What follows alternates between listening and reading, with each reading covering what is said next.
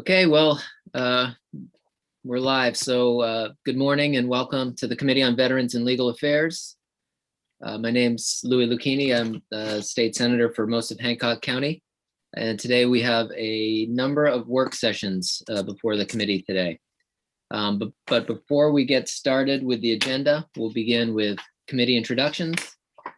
I'll call on people by the squares that I see. So we'll begin with Representative Chiazzo. Thank you, Mr. Chair. Chris Chiazzo, House District 28, West Scarborough. Oh. Sorry, Senator Farron, not used to doing it. Thank you, Mr. Chair. I'm Senator Brad Farron, representing Senate District 3, which is the majority of Somerset County and the town of Rome and Kennebec County. Representative Dolliff. Good morning.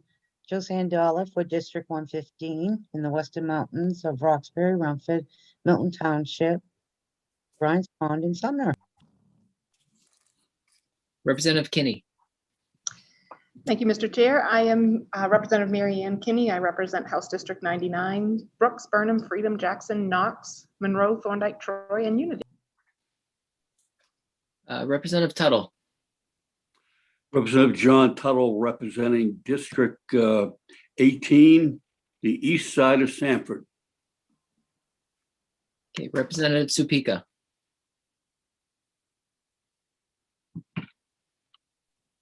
Hi, I'm Laura Supika, and I represent District 126, a portion of Bangor. Great. Representative Wood.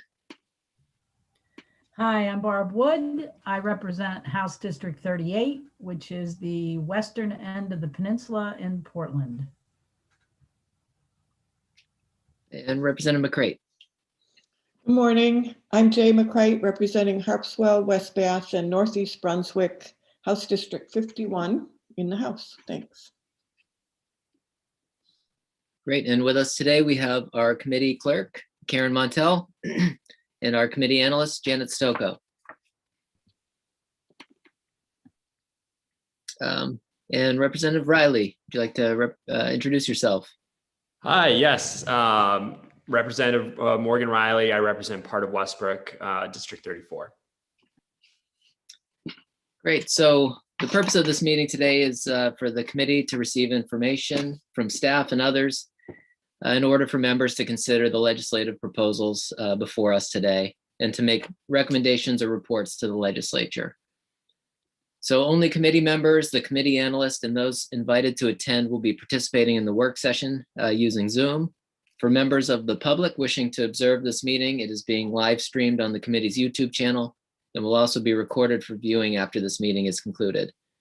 We're also broadcasting the audio of this meeting over the legislature's website, which is mainlegislature.org. So just a couple of reminders before we get started. If your video or audio is on, that means you'll be streaming live on YouTube. So you can always check for the mute button so you don't have a hot mic or anything. The chat function, again, is only for technical assistance. It's not appropriate to use the chat function for substantive work or discussions. As we proceed through the work session, we'll generally begin with the bill analysis from our analyst. Then we'll proceed to a broader discussion on the bill. Members may speak with leave of the chair, and to do that, wave your virtual hand or wave your, if you want, you can wave your physical hand around and I'll try to see it. And we'll proceed as accordingly. And we can, if there's an agency or somebody that you need to ask specific questions of, we can call them into the meeting from the attendees list. So again, public comment has been taken, so this is time for the committee to deliberate. So with that, we have 3 bills today to work. We have LD 205, an act to extend the ability of restaurants and bars to serve alcohol to go. We have LD 157, an act regarding the fair representation of candidate identities. And LD 109, an act to facilitate fair ballot representation for all candidates by allowing a candidate's nickname to appear on the ballot. And so we'll begin today with LD 205, an act to extend the ability of restaurants and bars to serve alcohol to go. And we'll turn it over to Janet.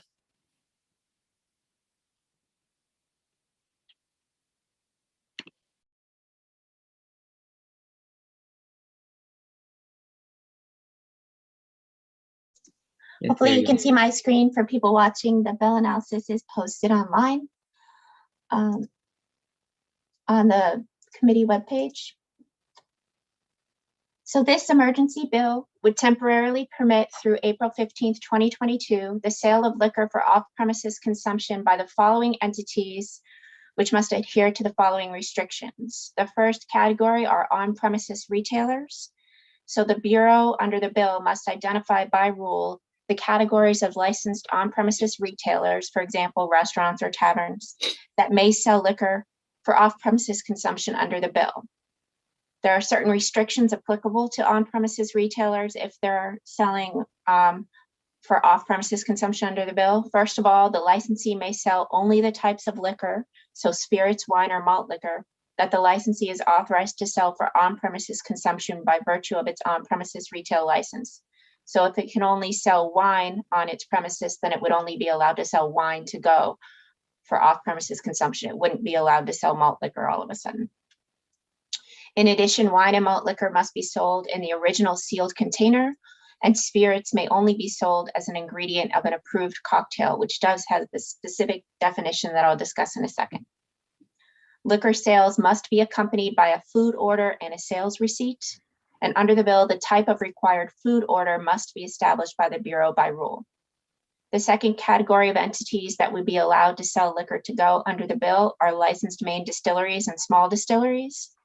So if the distillery serves samples of its products to the public for on-premises consumption, or if it sells its products to the public for off-premises consumption at its facility, and that definition was added. There was a prior version of this bill last summer in the last legislature, and that definition was added in an attempt to capture distilleries that operate a tasting room. So there are some restrictions specific to distilleries. So they may only sell the spirits products that they produce at their licensed premises if they want to sell them to go. It's important to note, however, that this restriction would not apply if the distillery has a separate license to sell liquor for on-premises consumption. For example, if the distillery has a restaurant or a lounge license. If it does have such an on-premises retail license, then it's going to be treated as an on-premises retailer under the restrictions stated above. In addition, the small distillery or the regular sized distillery may sell spirits either by the bottle or case for off-premises consumption. This is an authority it already has by virtue of its distillery license, or it may sell its spirits as an ingredient of an approved cocktail under the bill. So those are the specific restrictions to each category of license, and then there are some restrictions that apply to anyone selling liquor to go under the bill. First of all, a licensee must notify the Bureau in advance of making any off-premises sales under the bill. And if it's selling spirits, then it may only sell them as part of an approved cocktail. And the bill defines an approved cocktail as one that is prepared on the day of sale by an employee of the licensee who's at least 17 years old. It must contain no more than 4.5 ounces of spirits, and it must be sealed in an approved container. And that phrase itself is defined as a tamper-evident container that doesn't have any openings and that is sealed in a manner prescribed by the Bureau by rule that makes opening the container or tampering with the container's contents easily detectable. And to be an approved container, it must be affixed with a label naming the licensee and containing any additional information required by the Bureau by rule. In addition, for all licensees selling liquor to go under the bill, liquor must be delivered with the accompanying food order to a customer who may not be a minor or a visibly intoxicated person. And the delivery either has to occur on the licensed premises or at a remote location. If the delivery is to the customer at a remote location, it must be made by a person who's at least 21 years of age. May be helpful for you to know that alcohol sales to go are occurring currently, although they are not occurring under statute. So on March 18th, as you remember, of last year, the governor issued an executive order directing that all restaurants and bars had to close their dine-in facilities due to the coronavirus pandemic, but such businesses that offered carry-out, delivery, or drive-through food and beverage services were allowed to continue to do so. On that same day, the Bureau issued a memorandum explaining that the type of carry-out, delivery, and drive-through beverage service would include sales of beer and wine, but not spirits, in the original manufacturer's containers if the sale of beer and wine was accompanied by a food order. The memo specifically stated that the type of food required with the beer or wine to go would be based on the type of liquor license issued by the Bureau. There were several memoranda issued by the Bureau after that first March 18th memorandum, and they're summarized here, and then each of the times it's in blue. If you wanted to look at the exact text, you can see it. They're all hyperlinked.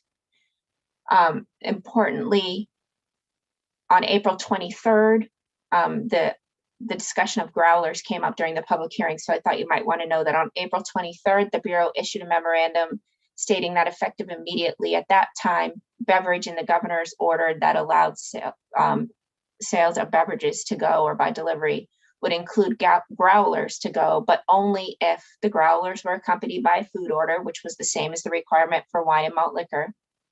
If the beer dispensed in the growlers was from kegs that were already on hand on the time of the March 18th executive order, and the growlers had to meet the statutory requirements that apply to growlers already that are sold by licensed breweries.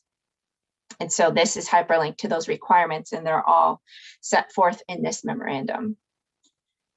On April 27th, the Bureau issued a new memorandum stating that effective immediately beverage, as far as it applied to the March 18th executive order allowing,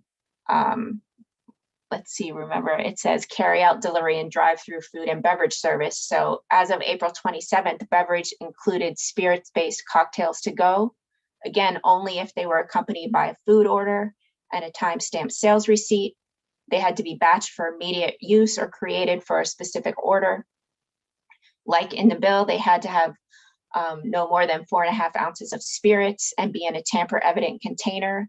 That memorandum specified the types of tamper-evident container that would be allowed. They include crown-capped glass bottles, screw tops that break apart when opened, or vacuum and heat-sealed pouches.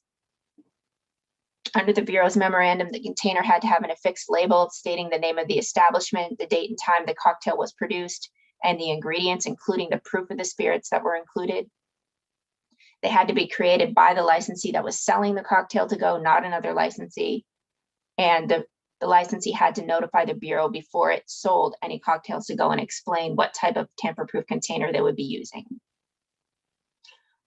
May 14th, this was around the time that there was discussion of possibly opening dine-in service for restaurants and maybe at some point later opening it for bars. The Bureau issued a memorandum explaining what restaurants and bars were, which may seem odd to you if you're not familiar with the liquor laws, but on-premises retail licenses under Title 28A include a whole category of different types of licenses. Some are specifically called restaurants, some are called Class A restaurants, some are called Class A restaurants and lounges. There are lounges, there are taverns, there are a whole bunch of different entities described in the statute. And so this memorandum explained which ones counted as restaurants that could open when restaurants could open, and then which ones counted as bars. And then it also talked about tasting rooms. Relevant to this bill, that memorandum also stated that growlers could include growlers that were replenished inventory of kegs. So no longer would it be limited to the beer kegs that were on hand on March 18th. Sorry, I'm losing my voice. I've had a very bad morning, so I'm doing my best. On November 2nd, you're probably aware of this. This was in the news. The Bureau notified its licensees that the reopening of bars and tasting rooms remained postponed, but the authority of selling spirits, wine, and malt liquor to go remained in place. So there were many different suggestions made at the public hearing. both by the Bureau and then other people who testified. Some of the proposed amendments from the Bureau, I've sort of mishmashed together here, anything that the Bureau testified to as a suggested amendment. And then it also sent a red line version of the bill proposing changes to the bill. And so I've described them kind of all together here for you. So if you don't remember them saying this, it could be because it is in their actual proposed amendment that they sent later. So the first suggestion the Bureau had was to require supervision of cocktail preparation if it was, if the preparation occurred by a 17 to 20-year-old. So under current law, any employee who's at least 17 years of age may sell liquor to a customer, but only if they're in the presence of someone who's at least 21 years of age and who's an employee of the licensee. And the Bureau suggested that that same type of supervision requirement apply when somebody's preparing a cocktail to go under the bill. The Bureau also suggested deleting the language in the bill that describes tasting rooms. So under that suggestion, it would remove the language on page 2, lines 13 to 15 that limits the type of main distilleries that may serve cocktails to go to those that serve samples of their products at their production facility or who sell their products for off-premises consumption at their production facility. As I interpret this amendment, I don't know exactly why they thought this language should not be included. They stated it was unnecessary, but as I interpret this amendment, if you adopt it, it would allow any licensed main distillery to sell cocktails to go without an accompanying food order, even if it doesn't otherwise sell spirits in a tasting room directly at its facility. I don't know that there are any distilleries that don't have tasting rooms, but that's how I interpret that proposed amendment if you adopted it. Another suggestion from the Bureau, well, it wasn't really so much a suggestion, but it was a comment made by the Bureau in its testimony. It noted that as the bill is currently drafted, a licensed distillery may sell cocktails to go containing spirits not produced by the licensee only if it has an on-premises retail license. So remember, on-premises retailers are allowed to sell cocktails to go under the bill, and those cocktails have to be accompanied by a food order. Alternatively, distilleries are allowed to sell cocktails to go, and they don't have to be accompanied by a food order. But if a distillery sells the cocktails to go by virtue just of its distillery license, it can only sell spirits that it produces at its production facility. And the Bureau commented in its testimony that it wasn't certain whether distilleries wanted more authority than that, but the Bureau actually likes that restriction, and it made it even clearer in its proposed amendment that if you're a distillery and you want to sell cocktails to go and you don't have some kind of separate on-premises license, then the only spirits that can be included in your cocktails to go are the ones you make at your facility. Another suggestion by the Bureau was to require that the people who make deliveries of cocktails to go or of any kind of alcohol to go, so beer or wine as well, not only have to be 21 years of age, which is what the bill require, but also the Bureau would like to require that the person who makes the delivery be an employee of the licensee and not an employee of a third-party delivery service like Grubhub or DoorDash. The Maine Sheriff's Association also submitted testimony stating that they also do not want third-party delivery services to be able to make these deliveries. The Bureau also did not want to have to engage in rulemaking before the bill could become effective. The Bureau observed that this is an emergency bill, and ordinarily you'd want emergency bills to become effective right away. And they noted that rulemaking takes some time. So they thought the bill could be amended to get rid of any required rulemaking and put all the requirements directly in the statute. So the bill does have 3 types of rulemaking that are required. The first is the Bureau is supposed to identify which on-premises retailers are allowed to sell. And the Bureau said instead of leaving that to rules, you could just amend the definition of qualified on-premises retailer to include any on-premises retailer that has a food requirement under Title 28A. And there is a chart at the end of this bill analysis to show you which types of retailers that includes, if you wanted to adopt that amendment. In addition, the bill as currently drafted requires rulemaking regarding the type of food order that has to accompany a sale of liquor for off-premises consumption. Remember, those food orders are only required if you're an on-premises retailer, like a restaurant or bar, as people ordinarily describe them. If you're a distillery, you don't ordinarily sell food and you're not required to sell food to sell a cocktail to go. But if you're an on-premises retailer, what we'd call a restaurant or bar, you are required to sell food. And the bill says the Bureau is going to define the type of food. The Bureau says instead of putting that in rulemaking, just amend the bill to state that the on-premises retailer must have an accompanying food order that's either a full course meal or food that is the type of food that that retailer is required to sell anyway. We'll get to that in a minute, because different retailers have different food requirements under current law.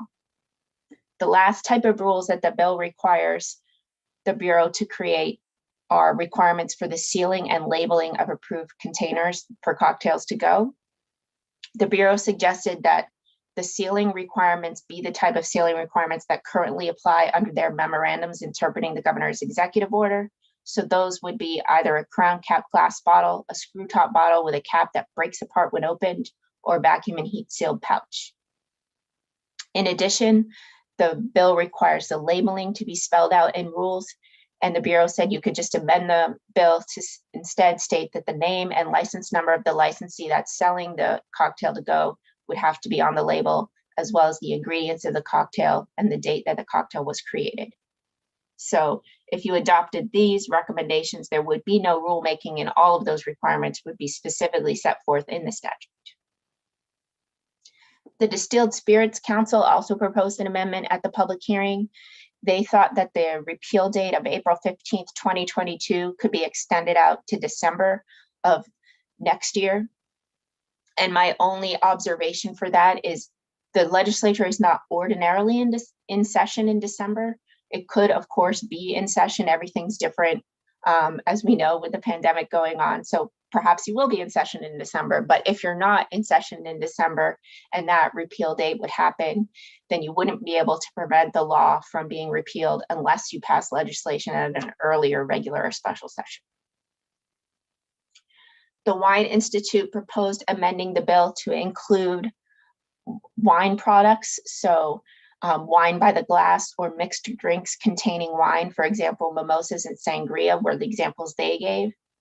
As long as those drinks are in sealed containers and are accompanied by food orders.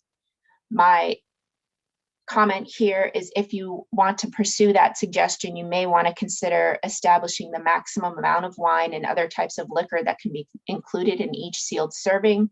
And you may want to consider imposing labeling requirements or sealing requirements that are similar to the language in the approved cocktail definition in the bill.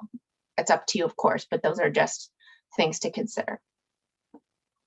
After the public hearing, the Bureau of Motor Vehicles reached out to Senator Lucchini, who was the bill sponsor, and he forwarded that on to me. And they proposed an amendment to the bill. And they suggested clarifying whether an approved container in which cocktails to go may be sold under the bill, to clarify whether that is considered an open alcoholic beverage container for purposes of the current law that prohibits the operation of a motor vehicle on a public way if either the operator or a passenger who's within the passenger area of the vehicle possesses an open alcoholic beverage container. So let me just, that's a big mouthful, so let me just show you that statute really quick. Sorry, gotta blow it up. Everything's really small on my screen. So this Title 29A are the motor vehicle laws. Under this law, if you operate a motor vehicle on a public way and either the operator, so that's the driver, or somebody who's a passenger in the passenger area possesses an open alcoholic beverage container, you've committed a traffic infraction. I actually reached out to the judicial branch, and that traffic infraction, if you don't contest it, you have to pay a $180 fine. The definition of open alcoholic beverage container under this statute says a bottle, can, or other receptacle that contains any amount of alcohol and that is open or has a broken seal, or the contents of which are partially removed. So what the Bureau of Motor Vehicles suggested as far as this bill was to just state whether these cocktails to go that are in approved containers, just make it clear whether they are or are not open alcoholic beverage containers for purposes of that traffic law.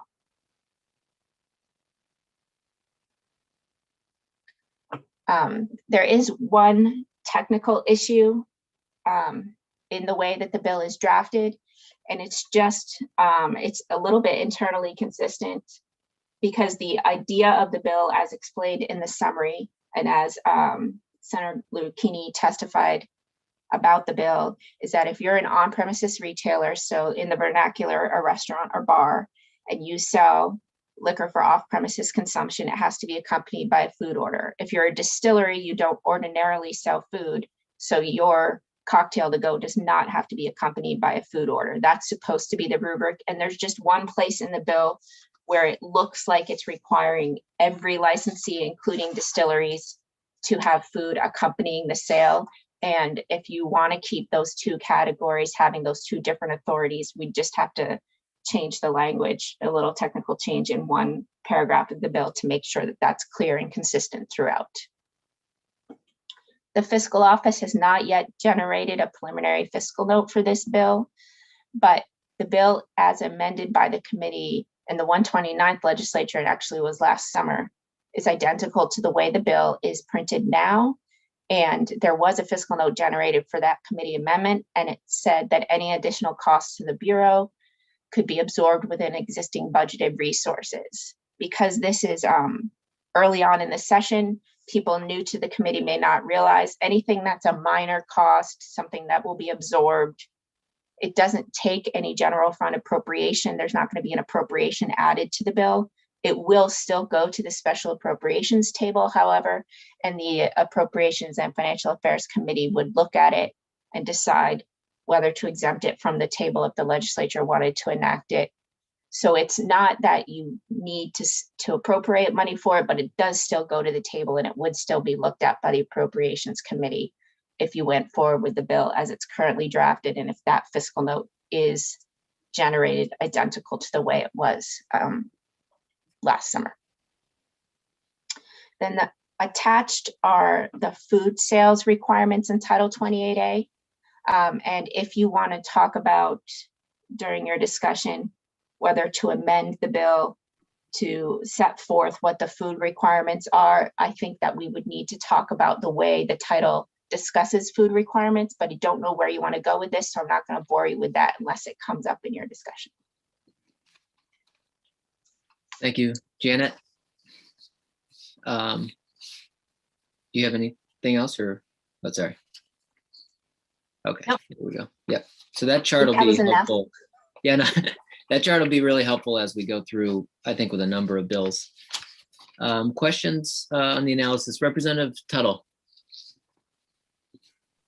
Thank you, Mr. Chair. If it's in order, Mr. Chair, I would move ought to pass as amended by the Bureau's recommendation that we also include wine and add the December 31st timeline, and also amend to include the language from the Bureau of Motor Vehicles, if that's in order, Mr. Chair. Thank you, Representative. Yeah, I think you can make a motion. We may want to go through line by line on some of it, but yeah, there's a motion made, ought to pass as amended. Is there a second? I will second that, Senator Lucchini. And seconded by Senator Farren. I never knew, I have to say, I never knew that something as straightforward as alcohol on the go would be this complicated. Janet, thank you very much for that analysis. That was very helpful. Great. And I think there's maybe just a couple questions that we may want to clarify. Representative Chiazzo, did you have a question? Yes, thank you. Thank you, Mr. Chair. Question for Janet. I'm a little bit confused on why the Bureau of Motor Vehicle amendment is necessary if the original law states any container. are we just adding clarity, or isn't it by default any container is whatever we decide the container is, right? Okay, so I actually am not sure that the amendment is necessary for a different reason. So let me go back to sharing my screen on that, if you can indulge me for a second. Mhm. So the motor vehicle law says if you're driving with an open alcoholic beverage container, either in the possession of a passenger or the operator, then you've committed a traffic infraction. The definition of an open alcoholic beverage container is a bottle, can, or receptacle with any amount of alcohol that is open or has a broken seal. As I read that, if it's an approved cocktail to go in an improved container, then it has to be currently sealed and tamper evidence, so you would know if the seal is broken. So as I read that, if your cocktail to go has not been tampered with and you just picked it up from the retailer and you're bringing it home, then you're not going to be in violation of this law. But the minute you open it up or tamper with it or break that seal, then you won't be able to drive it around anymore, or else you'll have to stick it in the trunk so it's not in the passenger area of the car, do something like that. Otherwise, you would be committing a traffic infraction. But I think that their point is to just be as clear as possible. So if you think it's very clear that as long as it's still in the approved container and it hasn't been unsealed, then you're fine. I think their suggestion is, why not make that even clearer? But I don't know that it's strictly necessary, but it's at least worth discussing, and at least brings to your attention the fact that that other law is out there. Thank you. Okay. So I guess just a couple questions that were kind of raised as we worked through this. So I think, let's see. Okay. So one of the issues that restaurants I've talked to had is this issue of third-party delivery using something like a Grubhub or an Uber Eats, which under the suggestion from the Bureau would be prohibited. However, I've heard lots of restaurants would really like to have this as a resource. So I think if people are good using that for 1 year, for this one year plus extension, would be a helpful service. If they're a smaller restaurant without the staff to do it, it's a service that they could provide. I guess I'd see Director Minio is here as well, so we can bring him in just to talk a bit about their recommendations.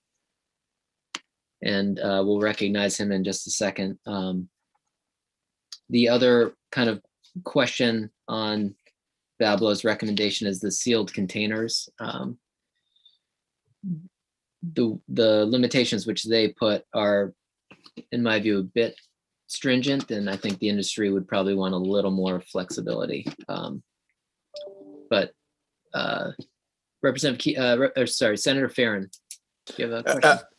Yeah, Mr. Chair, while you're going through the the questions and as we're trying to fine tune the amendments a little bit, I jumped on the second, which I'm fine with overall, but the recommendation to move from April to December, I've struggled a little bit remembering exactly the rationale for that from as sponsor from your original of April, and how you feel about that. Yeah, so that came from Discus, and their rationale, I think, in the testimony was that it would give businesses another summer, which I'm totally fine with, ensuring that they have this privilege for, not just this summer, but the next summer as well. And I think if the way that it's written now would be April 2022. So if there were an extension that we found to be necessary, it would again have to be an emergency bill to put it in place immediately. So I'm fine really with anything from September, after Labor Day, I think September through December with that extension. That way, if we pass another temporary extension, who knows what's going to happen, that even if passed as a majority and 90 days after the statutory adjournment, it would go into effect. So I'm good with anything from September 2022 through December, if that's good with committee members. Representative Chiazzo. Thank you, Mr. Chair. I see this as certainly as an economic bill. The hospitality and restaurant industry has been absolutely decimated by COVID. I guess I want to make some clarity in the amendment as well. If we're going to add the wine, we are going to adjust or increase the portion sizes from the 4.5% or 4.5 ounces, I'm sorry, and not just keep it to the spirits amount. Is that correct? Yes.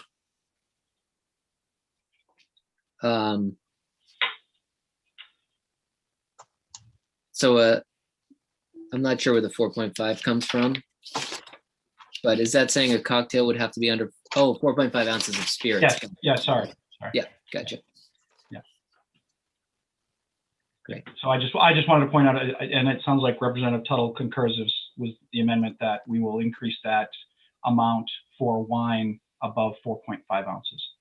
Yes, I do, Mr. Chair.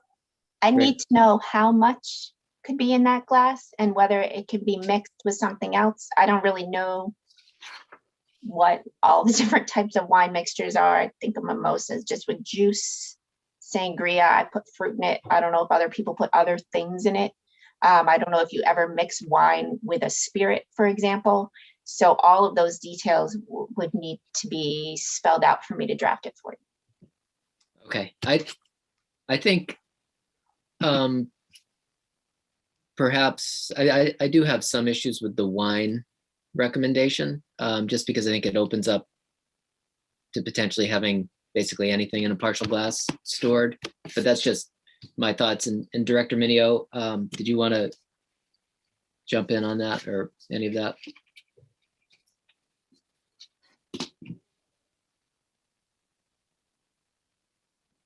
Director, you're muted. Oh. Here, let me see. I can ask you to unmute and then. Should be good now. Can you hear me now? Yep. Yep, sorry. I think somebody was in control there and it wasn't me, but that's okay. Thank you very much. Good morning to the committee. We'll start with the wine recommendation from the Wine Institute, since that's what you were just talking about. I mean, we fundamentally, the Bureau does not have an issue with that. We would support that. There's got to be some guardrails. But one of the things that comes to mind on that is what you were just talking about with ingredients. I think I'm right when I say that if you make sangria, you've got wine and you do have a spirit with it, I believe. I think it's brandy. I could be wrong. Could be brandy to make sangria. Can anybody else help me on that one? So if that's the case, then maybe it's not brandy, maybe it's rum. It's something, it is a spirit that goes with wine to make sangria. So that then I think may fly in the face of what we've talked about in this bill, where it's only what you produce that you'd be able to use for cocktails to go. So that could be something the committee will have to consider. That's just something, a point of reference there.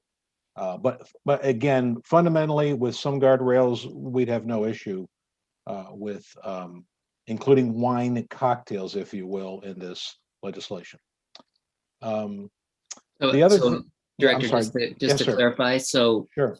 So a cocktail involving wine, but not just like a glass of wine. Is that what you mean? Correct. Okay. Correct.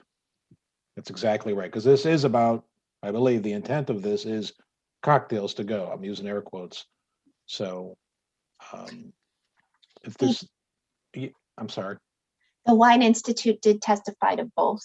So they said wine by the glass and then wine mixtures. Oh, okay. Yeah, we were thinking more about cocktails, something that's mixed. And we know there are cocktails made with wine as a basis, but I believe some of them include other products, and in some cases spirits. Mimosa, for example, Janet, is I believe it's sparkling wine with a wine. That's my understanding. So that was one of the comments I want to make on that. Was there anything else on that before I go on to another area that I thought I should comment on?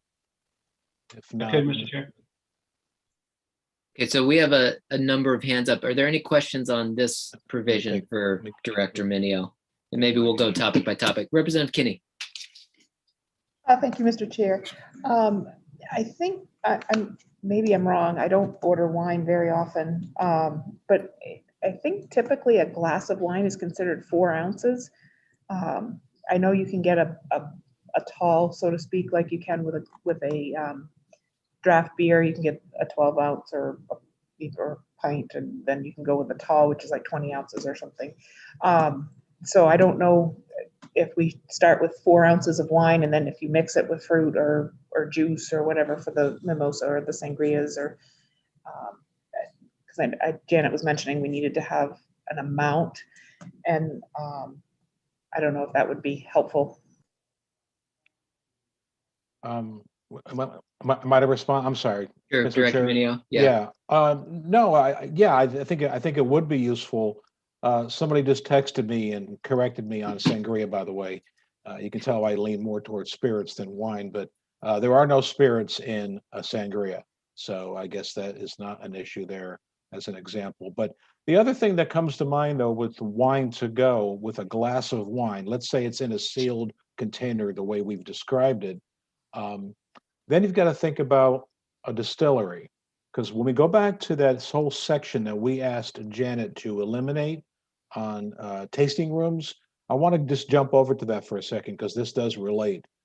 The reason why we did that had nothing to do with the food requirement. It had only to do with the fact that it was samples. The word samples, and that may be just embedded in there for another reason, but we didn't think the word sample had anything to do with this legislation. We're not talking about samples to go from manufacturers in the state. We're talking about cocktails to go made from products that they produce on their premise. So if you start talking about, I guess, wine to go from a main winery, then the distillery might be thinking that, well, maybe we can have our rum to go as a sample, if you will. And I don't think that's the intent of the legislation. I believe it's cocktails made from the products that you produce. So I just wanted to put that out to the committee and let you consider that as we're talking about this. Right. And I think that's kind of where I landed working with you over the summer and the restaurants, was that it was pretty much either a cocktail to go or sealed containers that are, prepackaged sealed containers like bottles. Right. So you could take a bottle, you could buy a bottle of wine to go, but that's where we usually run into enforcement issues, is when we put them in sealed containers, and the provision got added for cocktails. And I think that makes sense. But right. I think if we went the route of wine in cups to go, then we'd probably have to go the route of beer in cups to go. And then it gets a little harder to dictate what they have to put them in and that type of enforcement stuff. But I would say that's not to dismiss, my opinion, not to dismiss the ability for a winery to create a cocktail with the wine product. That was the only thing that we would have no issue with that necessarily. So if there's a cocktail that involves another type of alcohol, is that kind of well, I think if you're going to allow that for the winery, then you'd have to allow that for the distillery. And right. I didn't think that's the intent. We don't think it should be the intent of the legislation when you're making a cocktail. Okay. I see a lot of hands, but I see there's a lot of Janet hands. as well. Okay. So, Janet, did you have something that? I just wanted to clarify that language in the bill about samples is just describing the type of distillery. So it describes the type of distillery that can engage in sales of cocktails to go as the type that basically has a tasting room. That was the original language in the bill Senator Lucchini had in the 129th. It just said a distillery with a tasting room, but tasting room isn't actually a phrase used in Title 28A. So instead, the language now describes a tasting room, but nothing about the bill as drafted allows the sale of samples to go. It only allows the sale of cocktails to go. Right. Thank you, Janet. And we can make sure that's clarified in the language. Thank you. And we thought, Janet, that was where you were going with that. It was more descriptive, or a labeling, if you will. But we just want to be clear that that was not what we were saying. We were not suggesting you take that out because of a food requirement or something else. It had to do with, we didn't want it to imply that samples to go were part of this legislation. That was the only point of that. Okay, thanks, Director. We're gonna go back to discussion. We have a number of people with their hands up. So Representative Kinney, did you have a follow-up or question? Well, I have other Or just discussion, yeah. concerns. Yeah, other discussion on this. When it comes to the wine, I understand a lot of what has just been said. My thought with that, with wine, maybe we can put it in for the wine piece for sangrias, for mimosas, and then the other idea is maybe not so much for the winery, the way that we do, maybe doing with the distilleries. Instead, maybe do something where you do have to have food with it. So at a restaurant, if you're dealing with like a high-end restaurant that serves very expensive wine, maybe you only want a glass of the wine. You don't want to have a full bottle. It seems to me we can do the labeling the way we're doing with the cocktails to go.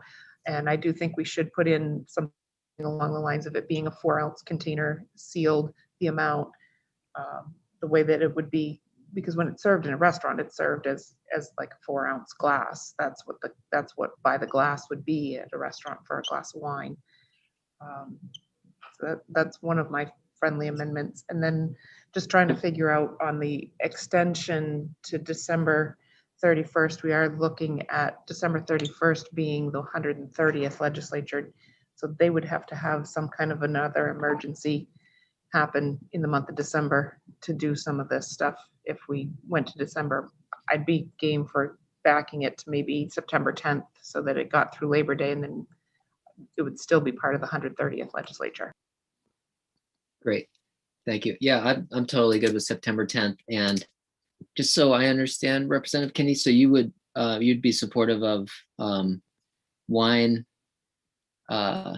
glasses of wine in sealed containers similar to the cocktails, and also with a mixed, allowing for mixed cocktails with wine as well. Yes. And I think with the, okay. Yeah, great. Yeah, similar to what we're doing with the cocktails to go, that it would have to have some kind of a food order along with it, and not being able to go just to a winery and get one glass. You'd have to buy the bottle from the winery. Okay, so that would accompany food order, and it would be kind of like the spirits. The spirits limitation of 4.5 ounces is just the spirits. The mixture itself can be bigger, so the same would apply in that for wine. That would be my thought, yes. Okay. Mr. Chair, I'd have no problem with that. Okay, thanks, Representative. So we'll go Representative Chiazzo, and then Wood, Farren, and Riley is the order we have right now. Thank you, Mr. Chair. I concur with Senator Farren. I hope we're not overcomplicating this. I realize it's a complex issue, but my personal goal with this is to allow restaurants and other establishments to serve the public in a safe and efficient manner and stay open. So I would definitely support Representative Kinney's amendment. I would like to see wine be included. I don't want to jeopardize the entire bill. If the only thing that's comfortable or the only thing we can get through is cocktails only, then I can accept that. But I think in fairness to the customer and the consumer, if I go to a restaurant and I order a meal and I don't want to buy a bottle of wine and I'd like a glass of red, my wife wants a glass of white, I would hope we'd have the flexibility to order that with the takeout meal as well. So, but short of that, if that becomes too complicated, then I would support Representative Kinney's approach to say anything where the establishment has to enhance or add something to the wine. It can't be just right out of the bottle into the glass and out, whether it's something else that they, a juice or some other additive that they put in it, and then limit it to the same restrictions as a cocktail. So that would be my 2 cents. Thank you. Okay, Representative Wood. Thank you, Mr. Chair. I just wanted to start by saying that I did think the bill was about cocktails, and that we were talking about there are some cocktails that are made with wine. and the more we expand it, I think the more complicated it gets. I also want to help our food and beverage industry as much as possible. But I will just say that for Valentine's Day, I did a takeout meal that came with a split of wine, which is a half bottle, which is about 2 glasses. So I think there's other alternatives if you want just wine. And I would be more inclined to just try to keep this as alcohol or as cocktails. I can go either way, but I just think it makes it less complicated if we keep it as wine that is mixed with other things.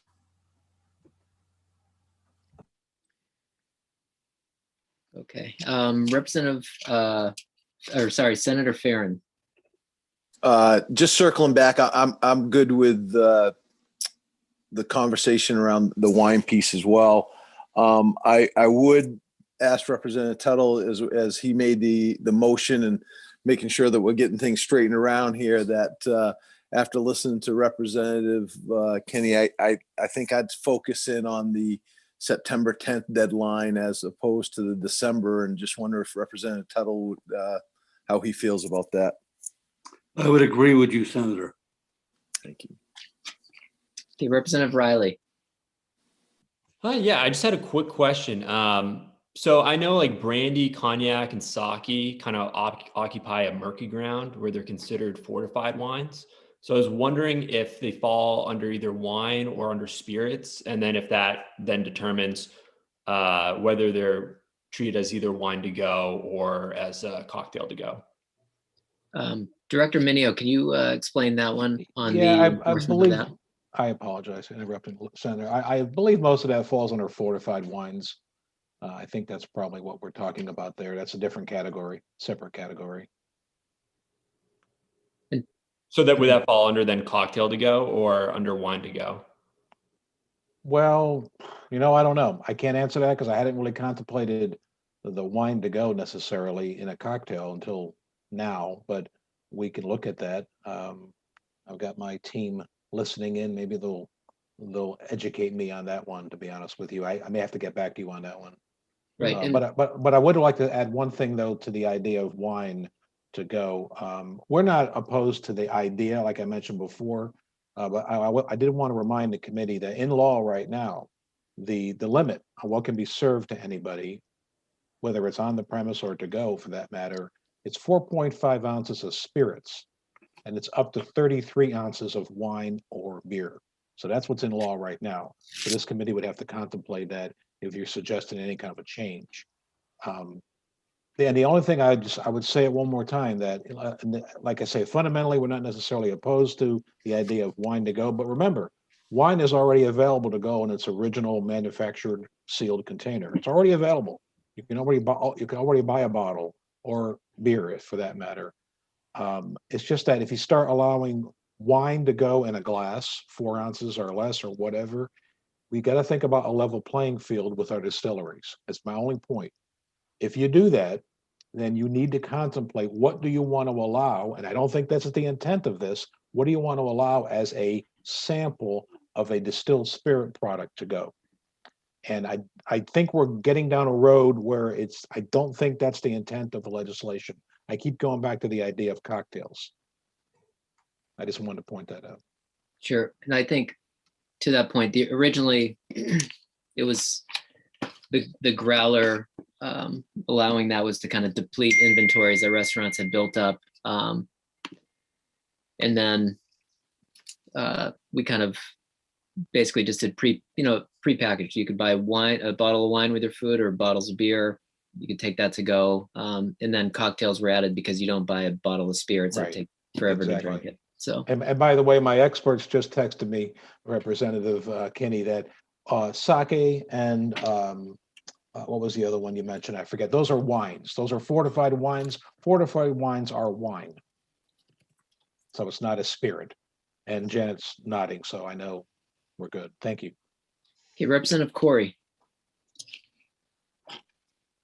Thank you. Sorry to be joining the committee late. We had appropriations hearings this morning. So a lot of the restaurants that we've been visiting, or at least, and I'm not a wine drinker, my wife is the wine drinker, actually have, you know, individual cans and bottles of wine now anyways, if they're only, you know, serving, you know, one. I don't think anybody's really getting a pour of expensive wine and then maybe bringing it home. People are allowed to bring back home if they want, like a small bottle, like one of those little Sutter Home ones, or a can of wine, correct? Just like they could a beer. No? They can under the executive order, yeah. Yep. So what we're actually talking about here is just a separate pour of wine. We're not talking about like maybe like a sangria or something like that, or we are talking about a sangria at this. We kind of covered both. Like if we wanted to have a wine-based cocktail, and then there was the discussion from the Wine Institute that they'd want to sell glasses of wine in takeout containers. So that's kind of where it's gone a bit further than the bill on those types of cocktails, wine-based cocktails, and then selling glasses of wine. But they could definitely bring home a little bottle of wine, or a large bottle even, or a can of wine. It's just individual glasses of wine. Okay. Thanks for the clarification. Yep. Yeah. And that's all through the executive order that allows that now. So you can buy any prepackaged wine stuff. You just can't technically under law do a wine cocktail that's wine only without spirits, or just a glass of wine. Like you can't do a glass of beer. So Representative Kinney and then Chiazzo. I think you just answered my question though, Senator. Thank you. Okay, sure. But my question goes back to the idea of some of these products being wine products. Vermouth would follow under that as well, and that's in martinis and Manhattans and things like that. But that would, because it's got the spirits, it would be considered the cocktail to go, not a wine product. Right. Is that right, Director? Did you catch that question? Or Yes, it would be, but again, now we're talking about an ingredient that they don't produce. So I think the committee needs to contemplate that as well. Yes, a Manhattan is sweet vermouth. A martini, as we know, is dry vermouth. If they're making a Manhattan to go, well, they need to put sweet vermouth in it. And again, we just talked about when Janet read the bill and the Bureau's recommendation, it would be products that you produce, not what you're going to be able to get from wherever.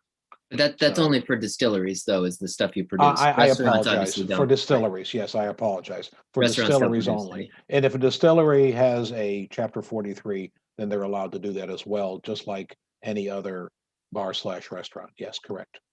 Right. Thank you. So that was kind of the underlying thought, was that under your manufacturing license of a distillery, you can only sell your own product. But if you have a restaurant license with it, then you can sell any other types of alcohol. Sorry, my mistake. That's correct. So Representative Chiazzo and then Representative Suppica. Thank you, Mr. Chair. This may be an oversimplification approach, and I apologize if it's naive as a freshman to this committee.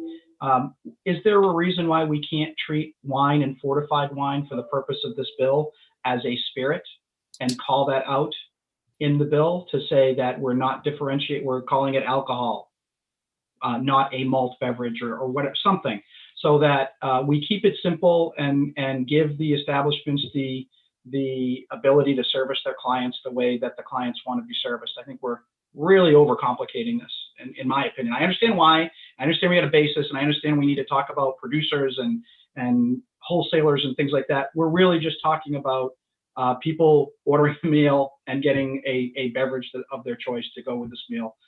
So if we can, maybe that's oversimplified, I don't know. And if it is, then I apologize, but I'd like to try and streamline this if we could, and just and basically put the guardrails in place, but allow give the establishments the flexibility to service their customers. And to Representative Corey's comment, I'm not a wine drinker either, but I would just say that I'm sure not all of the wines that I enjoy come in individual containers or the types. I think it depends on the producer. So, I just think having that flexibility is going to, and it's temporary, right? It's to get through the COVID situation. It's to get establishments able to generate revenue, service their clients, and try and stay in a position to be viable. So that's just my 2 cents. Again, I apologize if I'm oversimplifying. I think if we wanted to do wine, to that note, Representative Chiazzo, we would just want to do some separate rules, because the spirits limitation at 4.5 ounces kind of would be a pretty strict limitation on wine. But it makes sense on the spirit side, because that's, when you'd overserve somebody. Representative Supika. Thank you. I actually was going to say a lot along the same lines as Representative Chiazzo's statement earlier. I kind of see the issue of putting wine in a glass. It comes down to, like, not all the wines that I want to drink from a restaurant come in small containers or splits.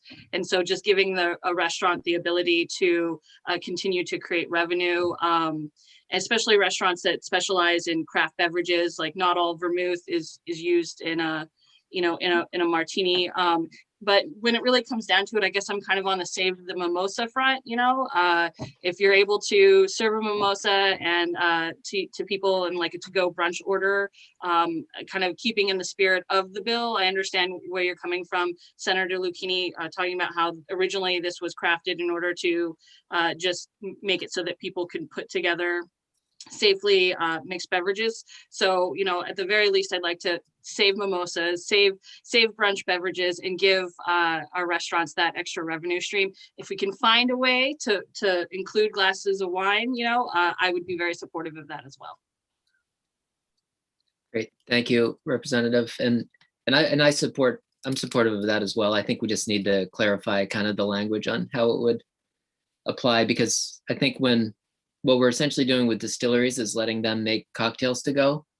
So if we did extend to wine, then we may want to allow wineries in the state to do a winery cocktail or wine type of cocktail to go, to be on par with the restaurant. I mean, if that would be applied the same way that we're applying it under this currently with manufacturers, that would be the most even way. But so I've Representative Tuttle and then Representative Corey.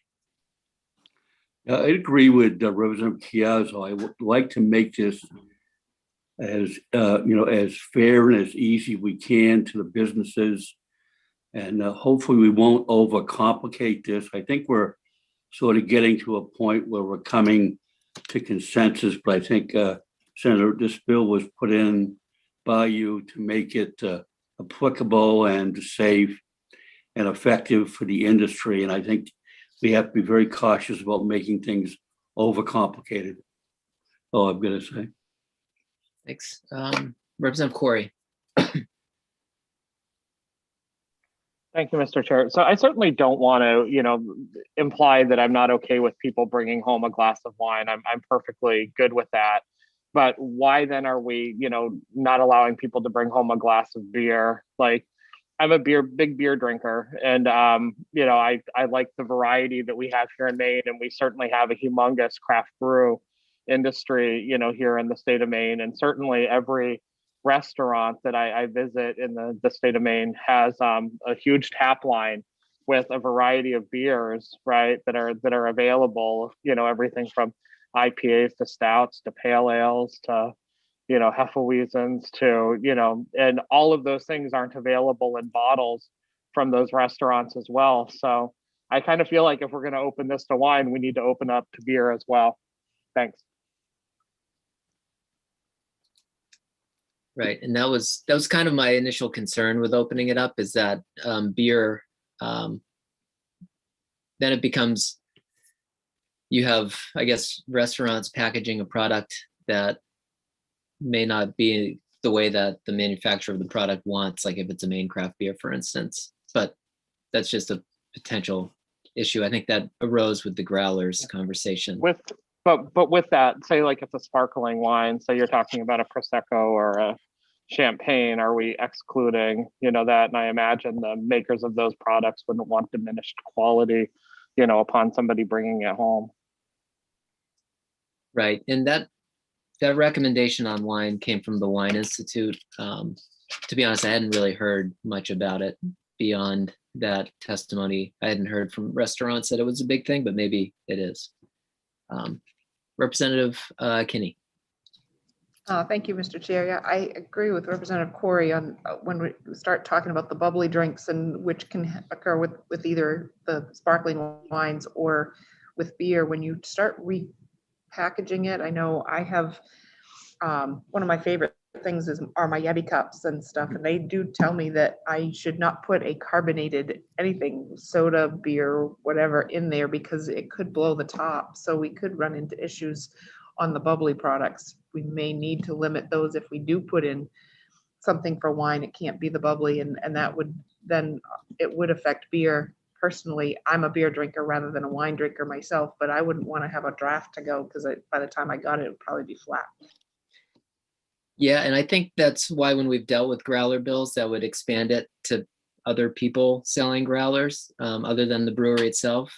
Maine's Brewers Guild has kind of opposed that because the quality gets really diminished quickly, as you said, because the manufacturer prefers to sell it in their own container. Representative Wood. Can Representative Kinney, could you just review what your amendment was again? Is that all right, Mr. Chair? Yep, please. Yeah. Yeah. Well, my thought was on, and I'm not as much a wine drinker, but some of the things I've heard since I made my amendment. I think typically a glass of wine is considered 4 ounces. But I do recall when I was younger, going out to dinner with my mom and stuff, she would order a half carafe of wine, which maybe comes along the lines of the split that you mentioned earlier, Representative Wood. So trying to come up with a number that worked similar to the 4.5 ounces of spirits. That was my thing. So were you still thinking that somebody could order a glass of wine in your amendment, and you were just trying to put an amount on it? Yes. Yeah. And it would be with a food order was also my recommendation, so that it didn't come to maybe a winery where they sell bottles of wine, that they would be able to try to help keep it in line with the distilleries. Yeah. I did just Google what's a standard ounce in a glass of wine, and the site I was on said 5 ounces. So, I mean, I think it's right in there. Thank you. I just wanted clarification on that. Great. Representative Chiazzo. Thank you, Mr. Chair. I just wanted to point out that we do differentiate wine and fortified wines as a separate category from beer and malt beverages. So I don't think it would be too much of a reach to make certain rules for wine and not make them for beer or malt beverages for the reasons stated, that the crafters may not want to participate in that. But to Representative Corey's point, I personally wouldn't see, this isn't probably the right forum for it, but I wouldn't have a problem with having being able to order a glass of beer with your meal. I can see the problem of asking for individual cocktails or alcohol, wine, beer as a standalone. I think coupled with food in some form that's legally defined, I think I would support that. I know this isn't the right forum for that. So, but I don't want to exclude beer and malt, but I do think we can make exceptions for wine and fortified wine based on the different criteria that we've already established. Okay. Director Minio, did you want to chime in on? Yes. I guess especially on the beer piece, if you can. Yeah. Well, on the beer thing, yeah, I just have to be honest with you. I'm uncomfortable with the direction this is going when it concerns beer, and I may be indicting myself here on this, but I hope not. You know, if we're talking about in-state, our 150 some odd craft breweries that do such an amazing job, well, you know, it's in the on-premise community, and it's certainly in their tasting rooms available, and most of it is in cans, so you can buy the can, you can get the can to go, but you know, so fundamentally, we don't have an issue with beer in that sense to go, but when you start talking about cups of beer, in a sealed container, is the intent of this legislation for someone to stop by and get a burger and fries and get a Coors Light to go in a cup? Is that really what this is about? I mean, that's kind of what I'm hearing, and I start to think we're going down a slippery slope here. And this is my opinion. I just didn't think that was the purpose or intent of the legislation. I thought we were talking about cocktails to go. And then let me just go into one other thing that Representative Cayazzo said, which I think makes a lot of sense, but I start to get concerned about when we talk about ingredients for, say, Manhattans and martinis, sweet vermouth, dry vermouth. Yes, I get that. But if you allow that, then you have to start thinking about allowing the hundreds of what they call amaros out there that bartenders love to use as ingredients in all these very boutique-y, fancy cocktails. And these are products that we sell. So you'd have to think about that as well. So can you limit a cocktail to go, for example, from an in-state distiller, because we're talking about that also, that would include all these amaros? I don't know. I know we're only talking about the distillers that don't have a Chapter 43. So, but it's something you'll want to consider because we're trying to keep as level a playing field as possible. I would say that if somebody wants a fancy cocktail and they can't get it at their distillery, of course, you can always go to a Chapter 43 and get that as well. I don't, and by the way, I have not heard of any of our in-state distilleries asking for the privilege to use products other than what they make there to make their cocktails. That's just my reaction to that. So, Sure. Thanks, Director. And thank you for that's kind listening. of how I initially had it left in the law, because distilleries technically can't have other types of alcohol anyway in their presence. Right. So I guess just a couple other points that were raised that we'll want to address is the way that the containers are sealed, as well as I guess the definition of food order, which I think Director Minio gave a good definition there. But the way that the cocktail is sealed, as well as the third-party delivery issue. So Representative Corey. Yeah, I mean, I'm still in a place sort of with the beer that I think that the quality is an industry concern. I don't know that it's actually a consumer concern. You know, I know that even when I get, you know, a growler filled at a you know, a craft brewer, you know, or brew pub, that the quality of that beer, you know, 4 hours later after I have it out of the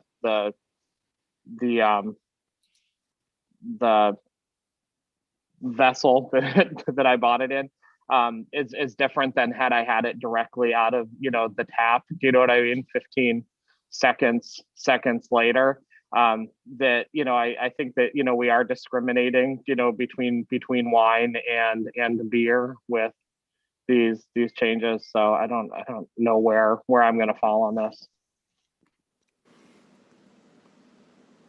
Yeah, I will just mention that when the initial thing, when the growlers were allowed, it was to help restaurants get rid of inventory. And I believe when asked if they wanted to extend it, the main brewers said no, that they were uninterested in extending it because they are very concerned about the way their product is packaged and the brand that they're building. And so I would be hesitant to allow restaurants to just sell a main craft beer in whatever cup and container they, you know, are allowed to do it, because it could potentially damage the brand of, you know, a brewery if it just doesn't taste well. I think they should be able to package their product however they want. And what we'd be doing here is letting other businesses determine how our brewers package their product and for sales to go. And I think that's kind of a slippery slope that I don't personally, I don't really want to go down that route. And again, the only source of that I've heard about wanting to do wine to go is from the Wine Institute. So it wasn't really I hadn't heard it from many restaurants. So Representative Cayazzo and Senator Farron. Thank you, Mr. Chair. If we are ready to move on to containers, types of containers. I would like to hear from someone in the industry side to see what their thoughts were. So I'm assuming that's Mr. Dougal, but I'll leave that to your discretion. Sure. Yep. I can. Yep. I'll call him up in just a second, and then perhaps we may want to just take a break and caucus after we can get a couple questions. Senator Farron. Thank you, Mr. Chair. I just wanted to echo. Well, first of all, Representative Corey, I think you're joking when you say a growl will last 4 hours after you bring it home. But I also just want to echo on with the chair that, you know, I think this we're kind of getting off the rails of what the intent that the sponsor had with this bill. And I think if we answer those questions, and I was actually going to make the same suggestion, Mr. Chair, that maybe once we get these facts that we regroup a little bit and take a little break and go back to what the original intent of the bill was and have that discussion. Thanks, Senator. I agree. And I think perhaps before we break, we can bring in Mr. Dougal from the Hospitality Maine group, who basically helped me write this initially for all of his clients. So, Mr. Dougal, I don't know if you can unmute yourself. There you go. Okay. I don't think I can unmute people. So, so I guess so we'll kind of go through the questions. Have you heard a lot from restaurants about being able to sell glasses of wine to go? I have heard it, yes. You know, it isn't like there isn't a deafening thud or anything like that, but I have heard that, yes. Okay. I guess related to third party delivery, does your industry have a take on that?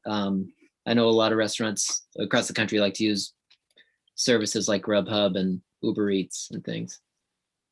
Yes, and quite frankly, it's become somewhat of a cottage industry. There are other people that have started delivery services as well, and it would hurt not to be able to do that. I mean, you know, people are currently doing it and relying on it as part of what they do. I mean, the reality of it is for somebody to set up a delivery service, you know, in theory, they would need a vehicle, but, you know, I guess potentially like Domino's, you could use somebody's vehicle, but it all has to be licensed. You have to come up. I mean, there are people right now that are running with 2 cooks and somebody, you know, selling the takeout, you know, to come up with an additional person is a difficult thing to do. And in most cases, the third-party delivery services have picked up that slack. So, and they are, you know, in most applications that I've seen in other states, the third-party sites, excuse me, that's my hotel side speaking, the third-party delivery folks do participate in this program. Great. And then in terms of sealing of containers, in the Bablow amendment that they offered, it would require either using a crown capped glass, screw top bottle cap, or vacuum and heat sealed pouch. It seems a bit more restrictive than what I would like, than just maybe a piece, you know, a tamper evident type of seal or tape. Just because, as you mentioned, as you mentioned in the public hearing, I think it's getting harder to find this equipment, and we don't want it to be like a financial loss to buy the equipment. Yes, and actually, Representative Corey had asked, I think, and Director Minio had suggested that I could find pricing for this stuff. So I did get it, you know. So the stuff that's you know, not exactly what Director Minio has described here is between 11 and 19 cents. The pouches are about a quarter, and the bottles, the vacuum seal type bottles, are about 75 cents each. So price isn't really a huge issue. I mean, you can obviously price your product, but getting this stuff, I mean, there's been a shortage of the bottles and the pouches for most of this time. So as I took the liberty of looking around and found that the other types of containers that you're speaking about, Senator Lucchini, which would be something like maybe a plastic cup with a lid and a piece of tape, you know, over it with the label saying all the things that need to be said about the facility and the drink, are being sold at a pretty high level here in the state of Maine, like, you know, thousands of them.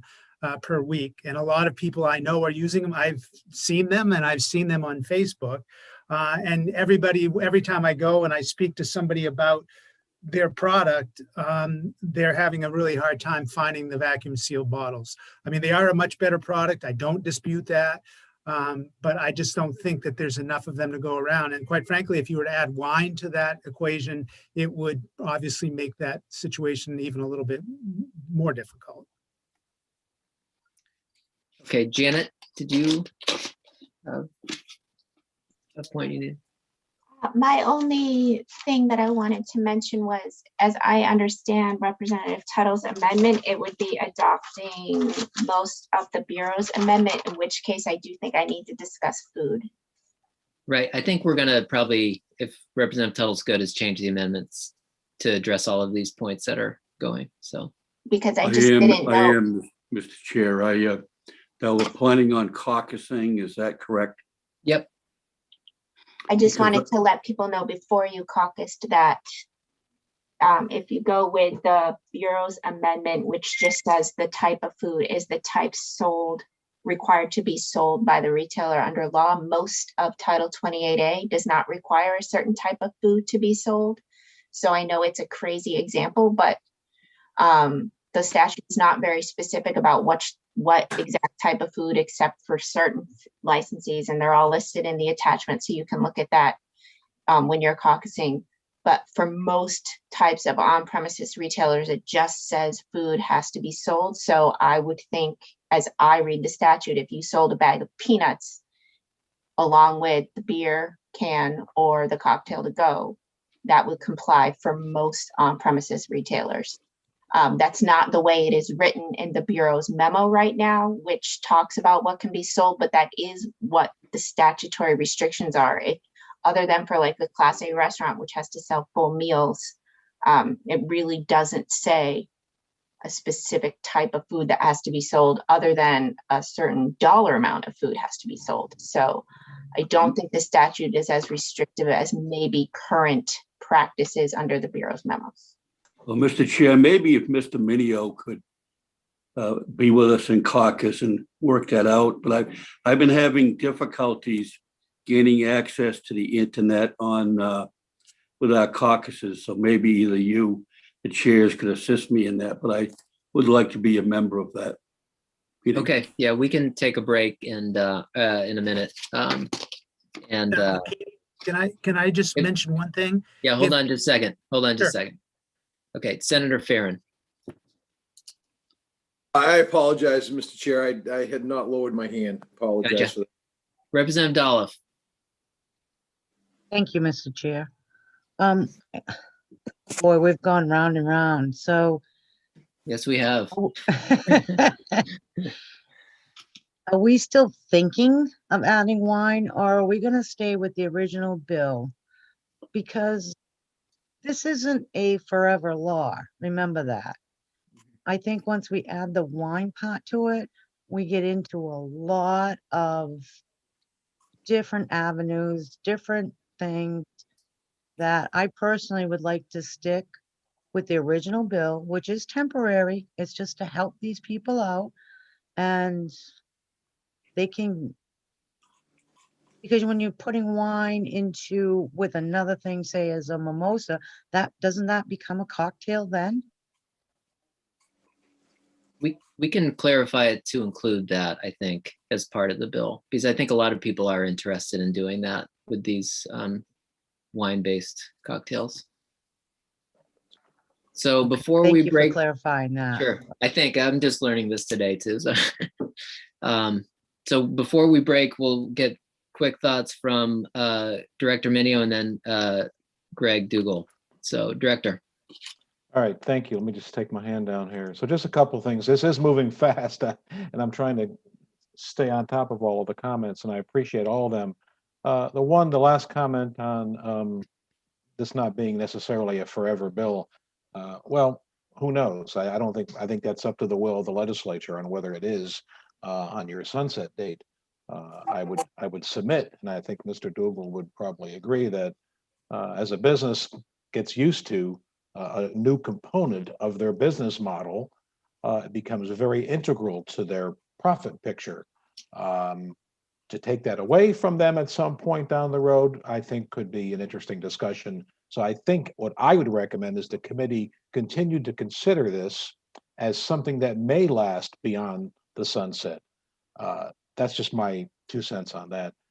As it gets back to the conversation on tamper evident, if we are to remove any types of guidelines or suggestions or whatever you want, requirements on the 3 types, for example, of containers, I think then you open it up to things such as a styrofoam cup with a piece of tape on it. I don't think that's the intent, certainly, but that's what you open it up to if you don't specify the type of vessel or container. That's why we put that in our suggested edits and amendments, and that's why it's actually in our guidance memo supporting the executive order.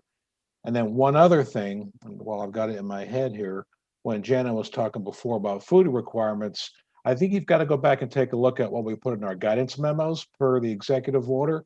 We very clearly stated that the food requirement is based upon your type of licensure. So, and they're all different.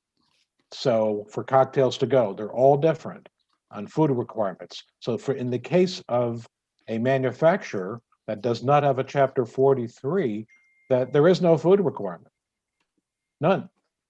So a distillery can sell the cocktail to go with nothing, no bag of chips. And Director, nothing. I will say that we don't have to follow the executive orders directly either. So no, I understand, but my point is that that's the way we've been, enforcing it, and that's the way we've been asking people to comply with it. I understand that's the work of the committee. I get that, but okay. Right Great. now, in current law, Okay. it is based upon your food requirement, executive order or not. Yeah. Yep, and that's the recommended language that you put in there, I think, tried to stick with that.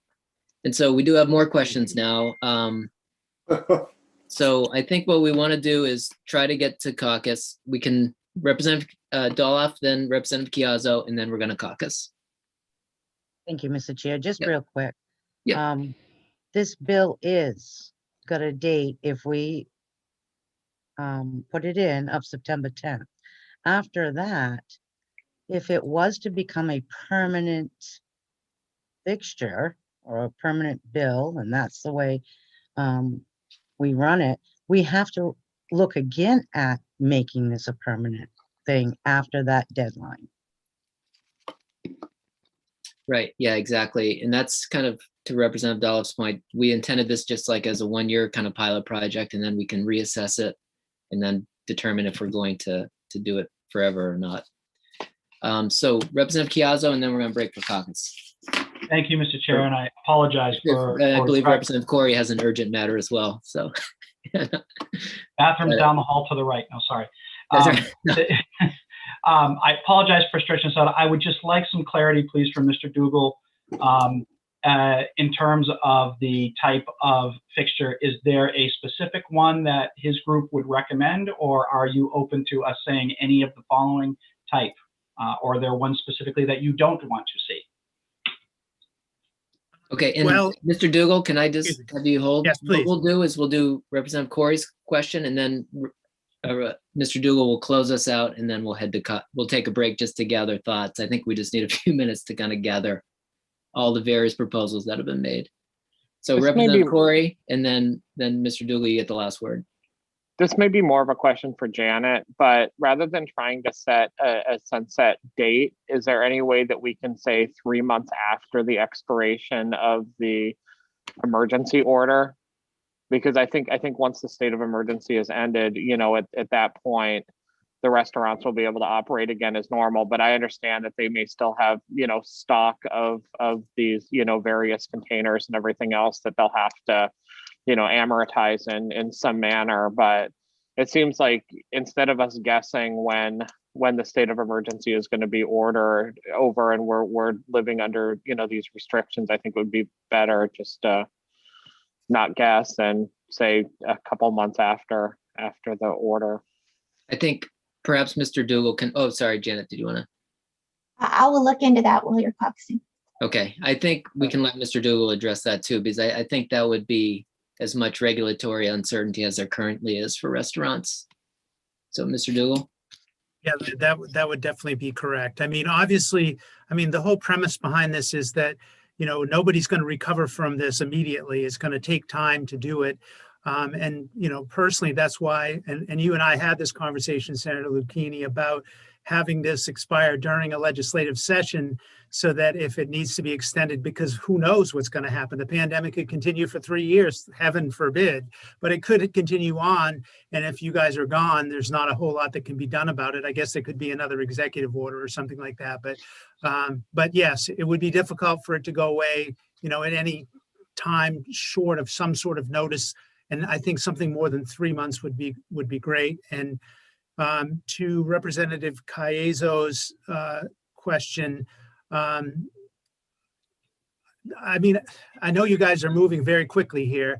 One of my offers was going to be, I'd be happy to poll my membership, or even more than that, if that's what you would like. But that we may never get to that point.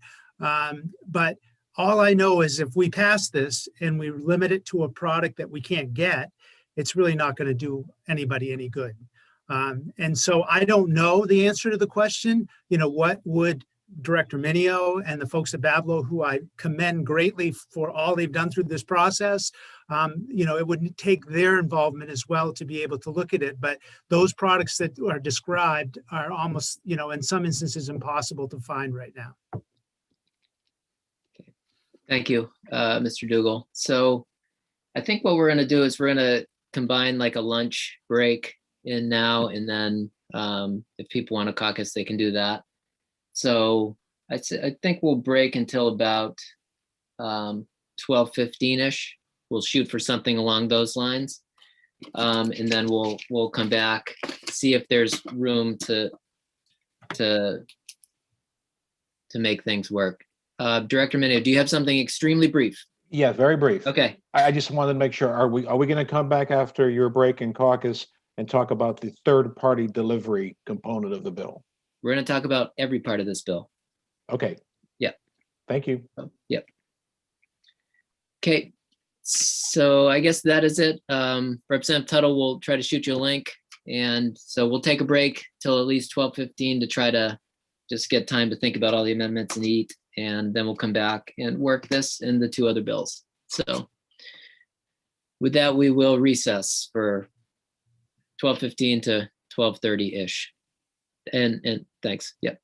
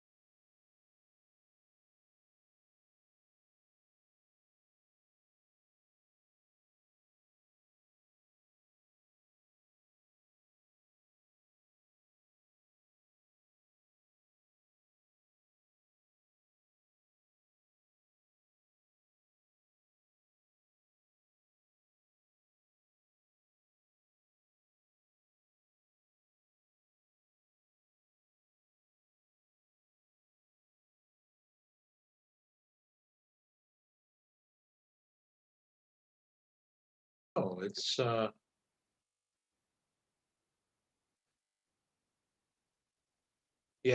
yeah, yeah. And we could talk. Yeah. Oh, well, well, not me. I'm not on, well, maybe they can, yeah. All right, hang on.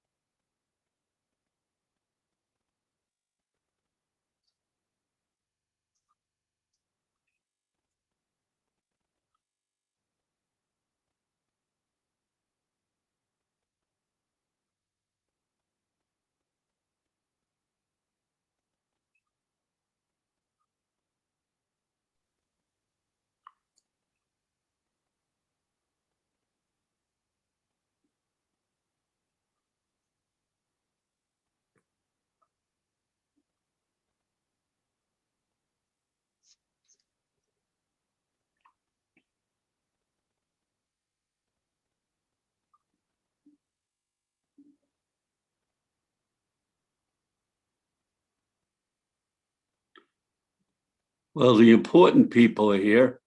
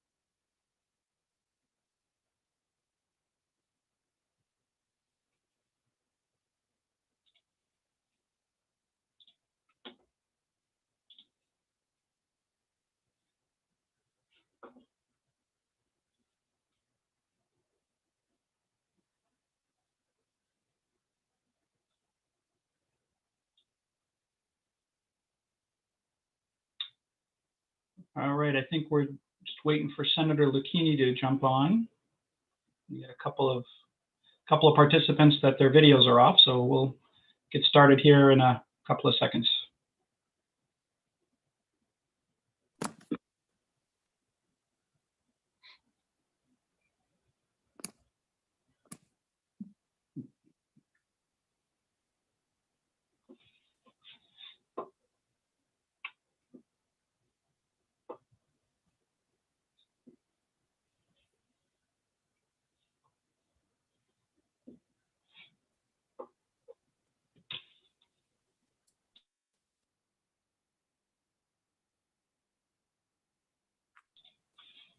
Representative Tuttle, did you have a question before we get started?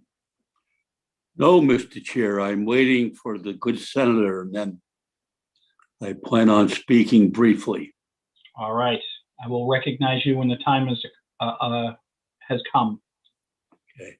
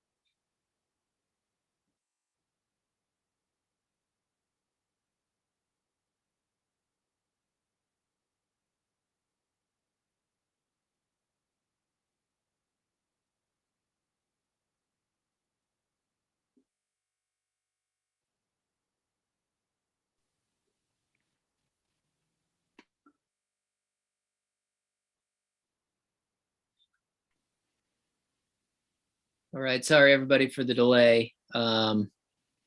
Representative Chiazzo, if you want to take it, feel free. Thank you, Mr. Chair.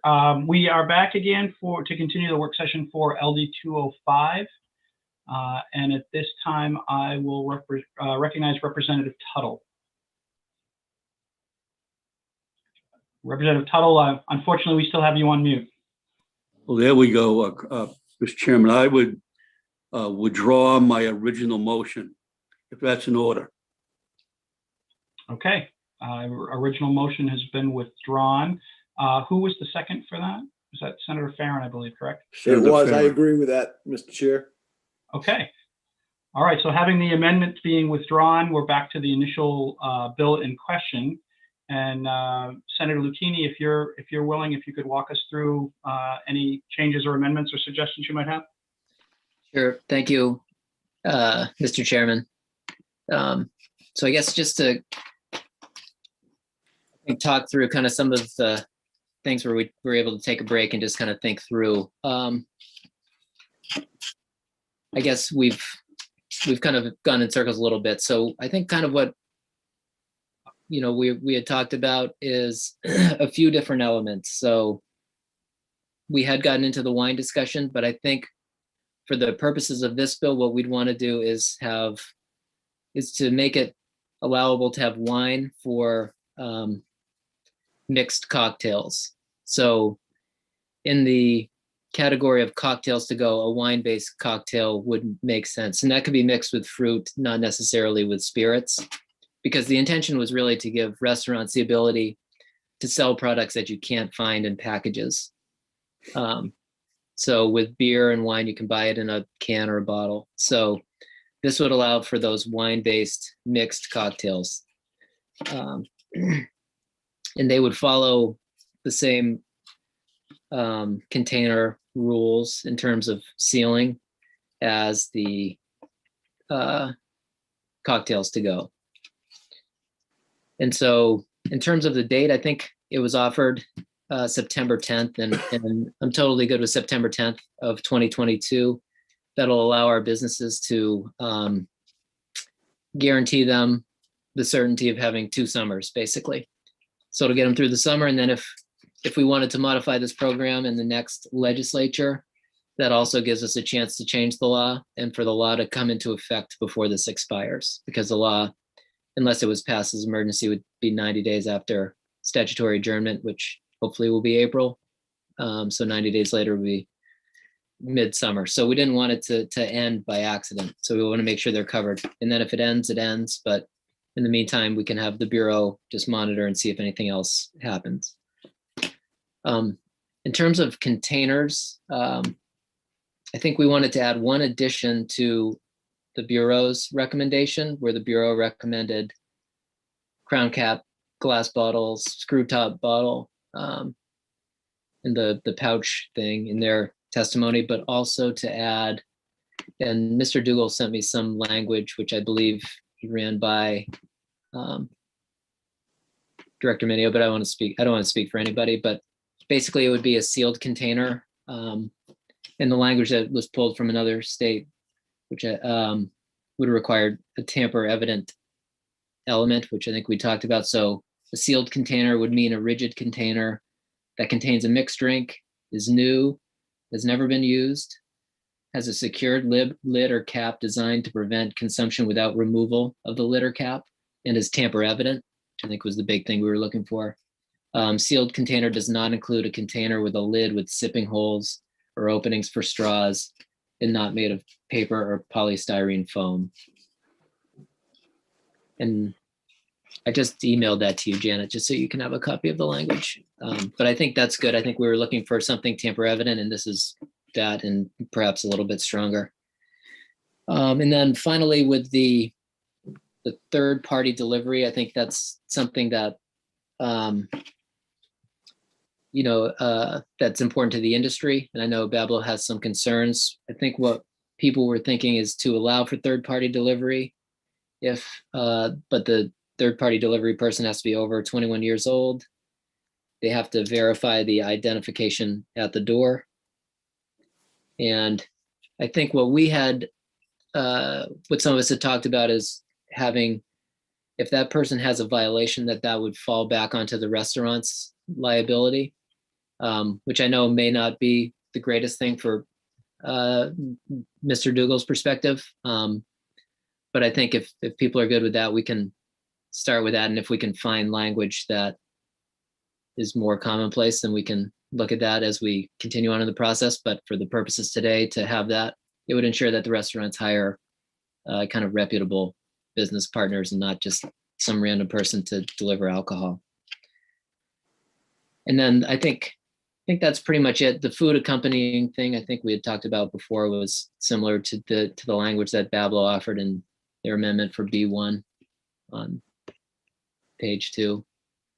Oh, and one other thing was on the distilleries piece, that it would allow, as we allow them to have cocktails to go, that could incorporate other types of alcohol that are complementary to the cocktail.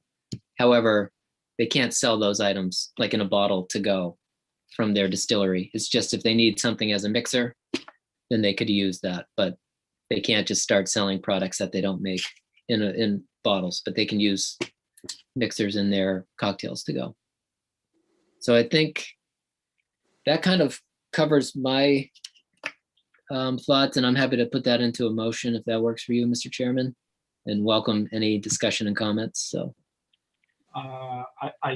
Any questions or comments from the committee in terms of for Senator Lucchini? So I can.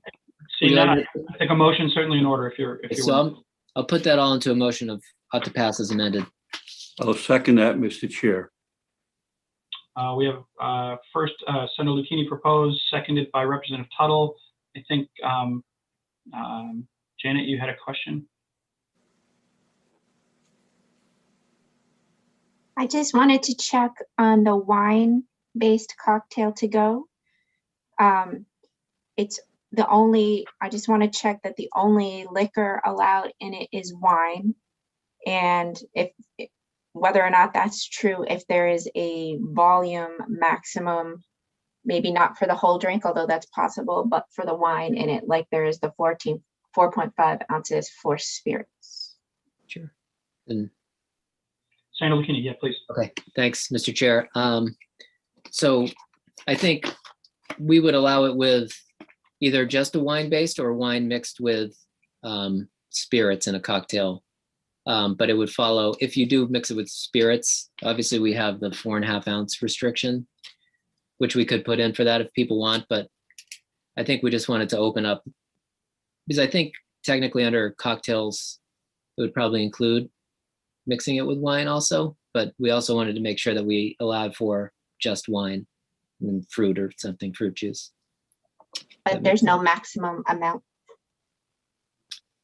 Like they could give a vat. They wouldn't, but.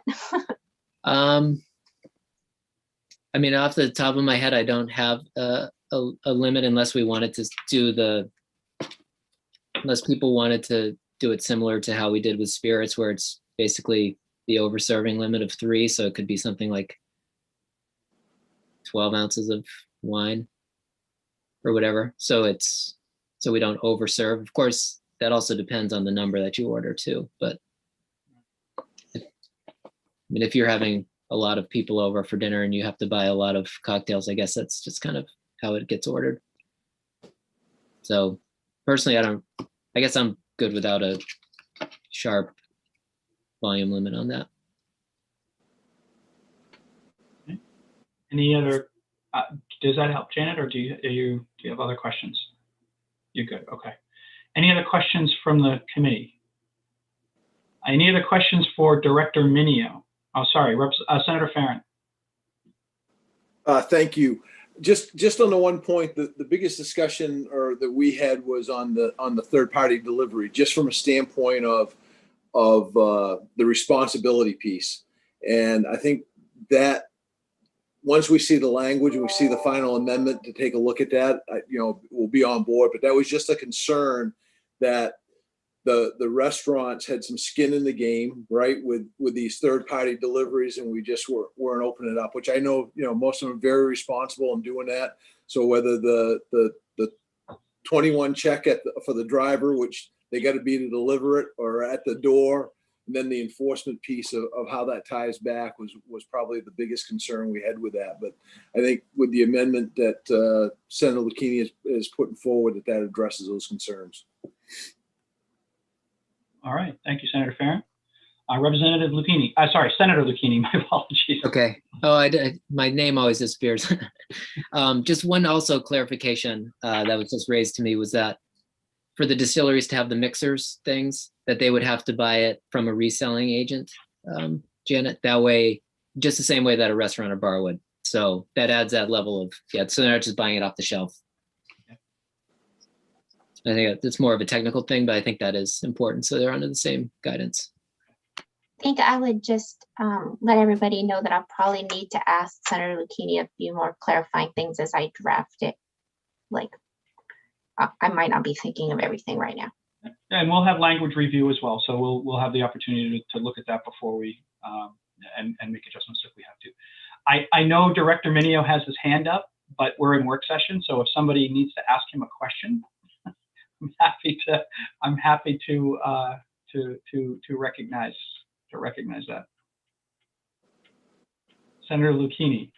Sure. I guess just to see if Director Minio has any, thank you, Mr. Chairman, any big issues with that as written. I know we will have, once we get the language review back, then we can revise it, because I know it's not, some of the stuff isn't great for any side. So we can also revisit it then, but it'll get it moving at least. I think that's in the form of a question, Director Minio, so please All right, go ahead. thank you. I took my hand down right away. You noticed, I did. Representative Cayazzo. I do what I'm told. Been married a long time. No, first of all, I want to thank Greg Doggle for getting in front of this and taking the initiative on drafting some language on the container. We're comfortable with that. I think it's something that I think is Illinois is where Greg pulled that from, and I think that we're comfortable with that. And I would remind the committee that when we had those three options, we used those as recommendations or something similar to it. So I think we're probably good there. And thank you, Senator Lucchini, for catching the fact on the alcohol products that a main distiller would have to buy for their cocktails. Yes, thank you. We feel like that keeps it within the supply chain, the traceability of where they'd get those products, and the fact that they would have to get them from a reseller. We think that's a smart way to go.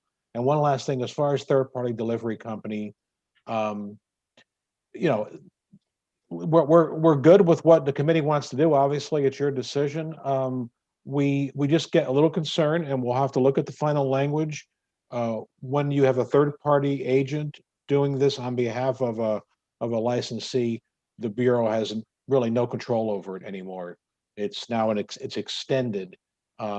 So we look forward to seeing what the language would be and see how we'd be able to adjust to enforce that.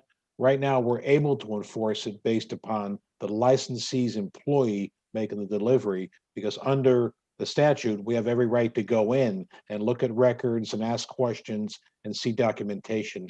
We would not have that ability, at least not what I'm hearing, if a third-party company is being used like Uber, Drizzly, any of these places, Instacart and whatnot. So I just wanted to point that out, but we look forward to that opportunity to see all that. And lastly, it's 33 ounces in law right now as far as wine or beer.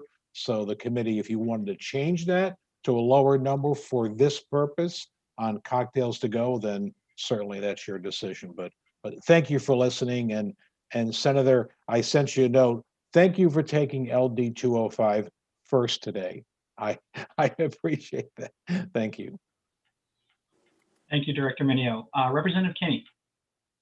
Thank you, Mr. Chair. Yeah, I'm kind of stuck on this third-party delivery service myself. I have concerns about having someone that's not associated with the license of the restaurant or bar making a delivery and then potentially running into a situation where the customer, whether they're 21 or not, has paid for their order through the third party and then turns around and being told that they can't have what they paid for, which I suppose they can issue a refund, but at some point we're talking about going to people's homes where we're making these deliveries and we don't know what's behind that door. We don't know what's going to happen if someone doesn't get what they wanted. And when we're talking about alcohol, I do have concerns about the third party. Everything else I'm okay with, but I really don't like the third party idea of third party delivery. All right. Any other questions or comments from the committee? All right, seeing none, the motion on the floor is ought to pass as amended. If we are ready for a vote, I will ask Karen to call the roll, please.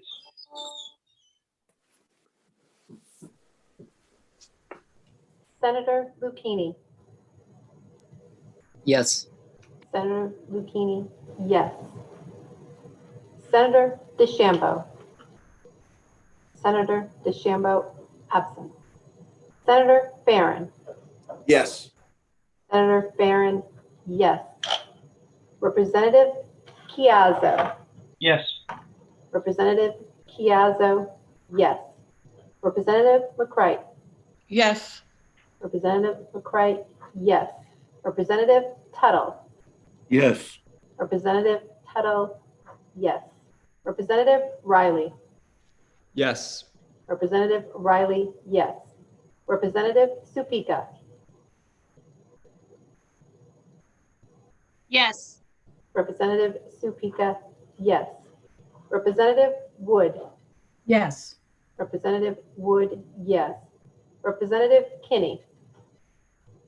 For reasons that I stated earlier, I'm going to be a no at this point. Representative Kinney, no. Representative Harrington. Representative Harrington, absent. Representative Corey. Representative Corey, absent. Representative Dollop. No. Representative Dollop, no. 8 in favor of the motion, 2 against the motion, and 3 absent. All right, so with 8 in favor, ought not to pass as moved, and the question is for the minority party, I think. Janet, please, did you have a question? That was my question. Okay. For me, I'd be ought to pass as amended, and the only thing I would take out of the motion was the third-party delivery. I'm not in favor of that.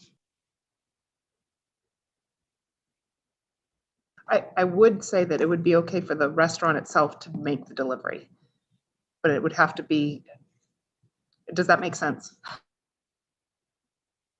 Representative Dollop, do you have a third report? No, I wanted to, I don't like the third party delivery, and that's why I voted no. Okay. All right, so the motion succeeds, ought to pass as amended. 8 for, 2 against, 3 absence. That will conclude the work session for 2:05, and I will turn it back over to Senator Lucchini.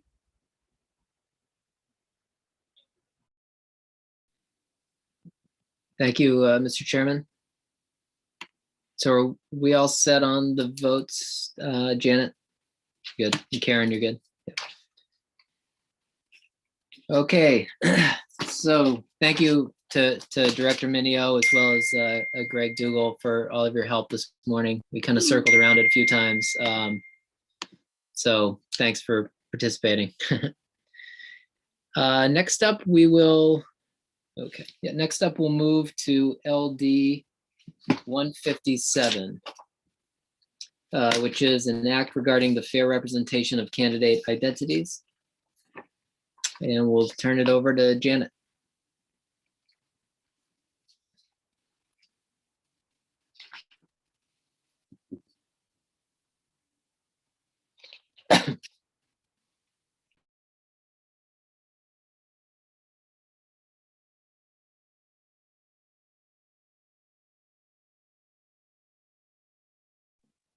You're muted, Janet. I just said just a second, my computer was acting up, but you already waited, so you don't have to wait any longer. So LD 157 is an act regarding the fair representation of candidate identities.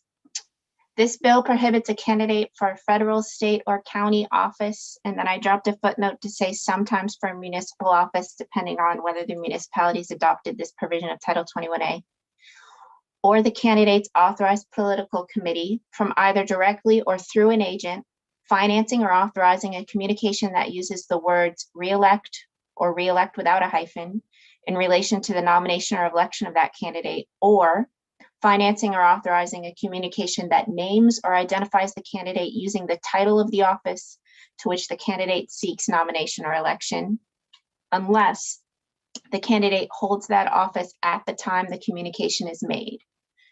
So this bill involves communications, and the word communication is defined for purposes of the bill the same way that existing law defines communications that have to include a disclosure of whether they were authorized by a candidate. So those are communications made through broadcasting stations, cable TV systems, newspapers, magazines, signs or other outdoor advertising facilities, internet sites, direct mail, and similar political advertising. If the communication either expressly advocates for the election or defeat of a clearly identified candidate, or if the communication names or depicts a clearly identified candidate and is disseminated during a specified time period prior to election day, and that would be 28 days before a primary, 35 days before a special election, or between Labor Day and Election Day for a general election. So all of those types of communications are covered by the bill's prohibition on the use of re-elect or the title of the office if you're not the incumbent. Unlike that disclosure law, however, this bill would still include signs that are lettered or printed individually by hand, or items that are too small to contain that other disclosure. So badges, campaign buttons, and pens. So if you're aware of the current disclosure law and you know that you don't have to put that on a badge, that exemption wouldn't apply to this bill. So you still couldn't say re-elect Representative Stokoe. I couldn't put that on my buttons because I'm not the current incumbent of anything. And I'd actually lose my job if I ran for anything. So that would be a bad idea. The penalty for violations of this bill is a civil penalty imposed by the Commission on Governmental Ethics and Election Practices of up to $5,000. During the public hearing, the sponsor suggested that the committee may want to consider amending the bill to permit a candidate who formerly held an office to use the title of that office in their campaign communications, even if they're not the current incumbent.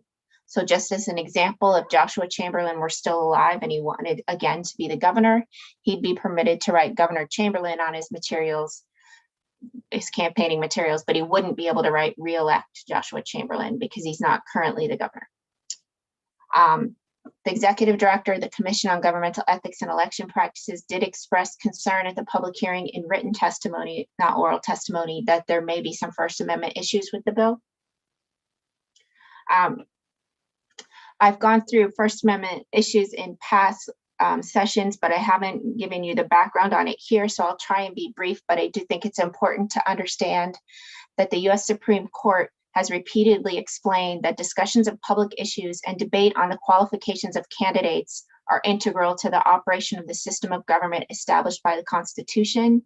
So the Supreme Court has said the First Amendment has its fullest and most urgent application to the conduct of campaigns for political office. Because this bill would burden core political speech regarding a campaign for political office, if it were challenged in court, it would be held unconstitutional unless that court were to conclude that the law is both necessary to serve a compelling state interest and narrowly drawn to achieve that end. So the first question the court would ask is, does this bill serve a compelling government interest? It's important to note, on the one hand, that the Supreme Court has said that informational interests or providing information to the public is not a sufficient interest to justify infringing core First Amendment rights.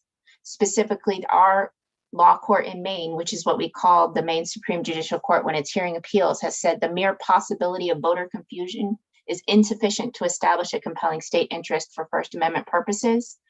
So if this bill were passed solely to prevent voter confusion, I think it would be very susceptible to a First Amendment challenge. However, on the other hand, the Supreme Court has recognized that a state has a compelling interest in ensuring that an individual's right to vote is not undermined by fraud in the election process. So the U.S. Supreme Court has stated that a state's interest in preventing fraud and libel carries special weight during election campaigns when false statements, if credited, may have serious adverse consequences for the public at large. It's important to note, however, that if that is the interest that is used as a justification for passing this bill, It's important for you to know that that interest only applies to election fraud, and not all of the statements that LD 157 prevents are false. Although potentially confusing when used in the context of a campaign between a current and a former office holder, the phrase re-elect does accurately describe the act of voting for a candidate who formerly held the office. That would be my instinct, and I would think that a lawyer would make that argument. And in fact, at least one court in the United States has already held that using the phrase re-elect in that circumstance is not a false use of that phrase.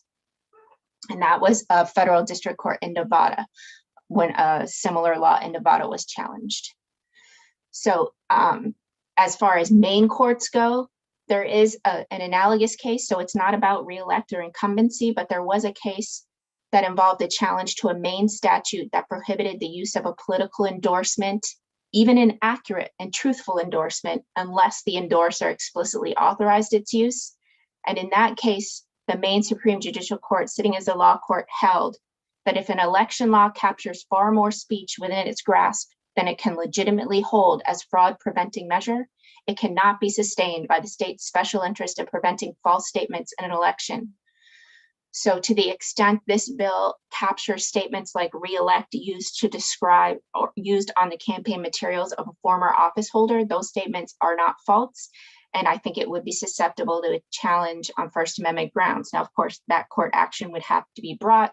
The Attorney General would decide how to defend the law, and maybe they'd win. But I think it's a strong case that there could be a challenge that might be successful.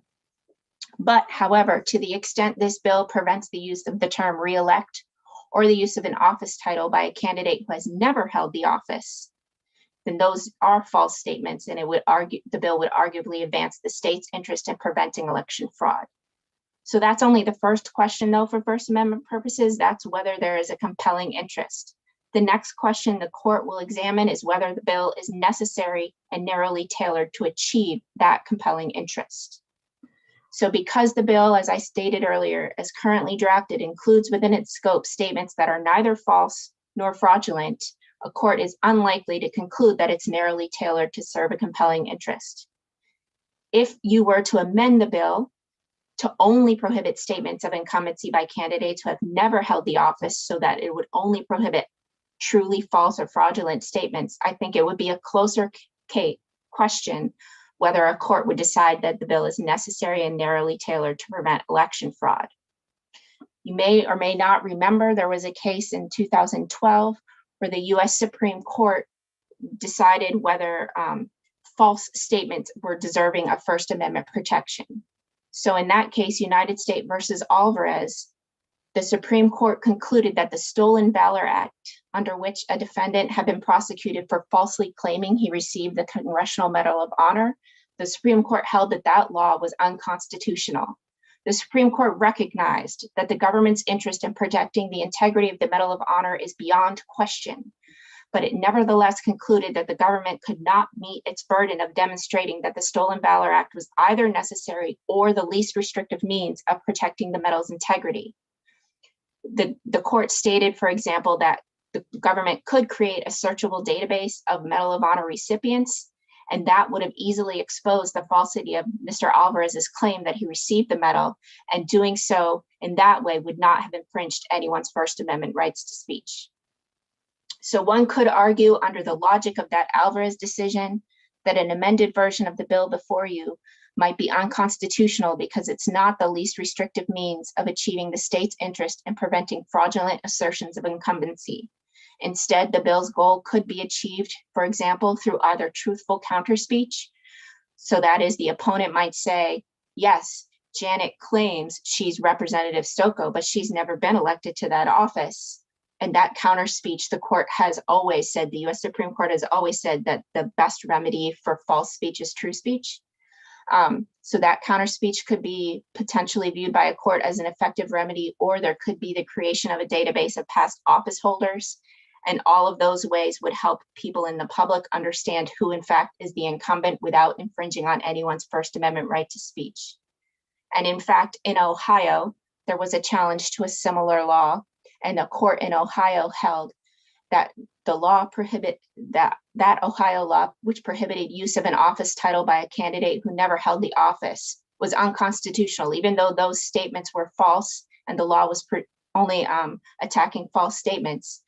The court said that that was unconstitutional, at least in part, because false statements of incumbency could have been debunked readily and obviously through truthful statements by an opponent.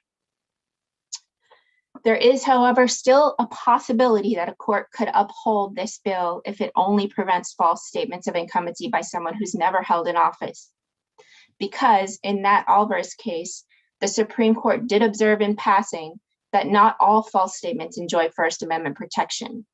So where false claims are made to effect a fraud or secure monies or other valuable considerations, for example, offers of employment, the court noted that it's well established that the government may restrict speech without affronting the First Amendment.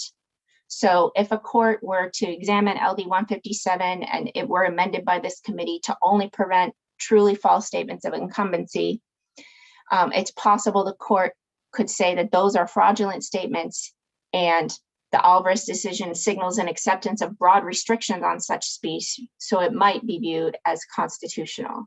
And there is at least one case involving the Nevada law where the court held that to the extent that Nevada law prohibited the use of an office title by someone who formerly held the office, that was not okay, but the court refused to say that the law couldn't prohibit someone who never held the office from suggesting that they had in fact held the office in the past.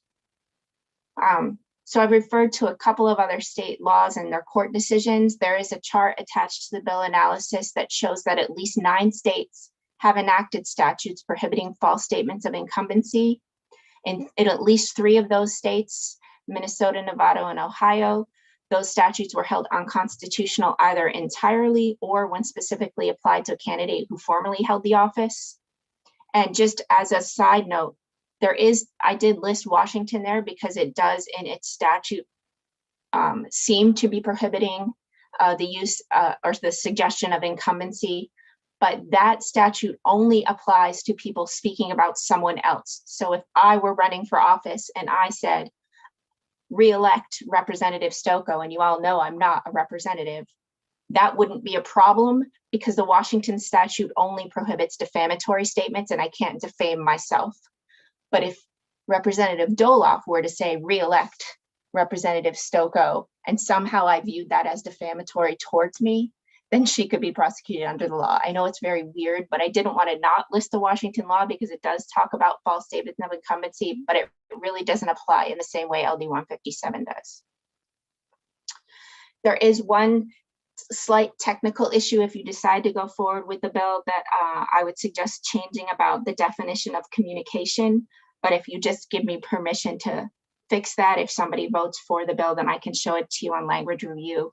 There's just a weird cross-reference to a couple of types of communication that are by their definition not made in coordination with the candidate, so they don't belong within the definition of communication for the purposes of this bill, because this bill only prohibits statements made by the candidate or the candidate's campaign. And then the statutes in the other states are quoted, the fines or the punishments are quoted, and then to the extent there is a case finding it unconstitutional, that's also listed in the chart. Great. Thank you, Janet. I feel like I get free law school from you at times. I hope that's okay. I should start charging. Yeah, you should actually. You probably could. It's super helpful, and this is great background for a lot of bills that we're going to be dealing with too, beyond this one. We've got Representative McCrate and then Senator Farron. Thank you, Mr. Chair. I was going to ask you if we could hear from the sponsor. I think she's here. We can in just a minute. We'll take questions for Janet, but I'll bring in the sponsor, and while we do that, we can take other questions. If in case anybody has questions for Janet. Okay.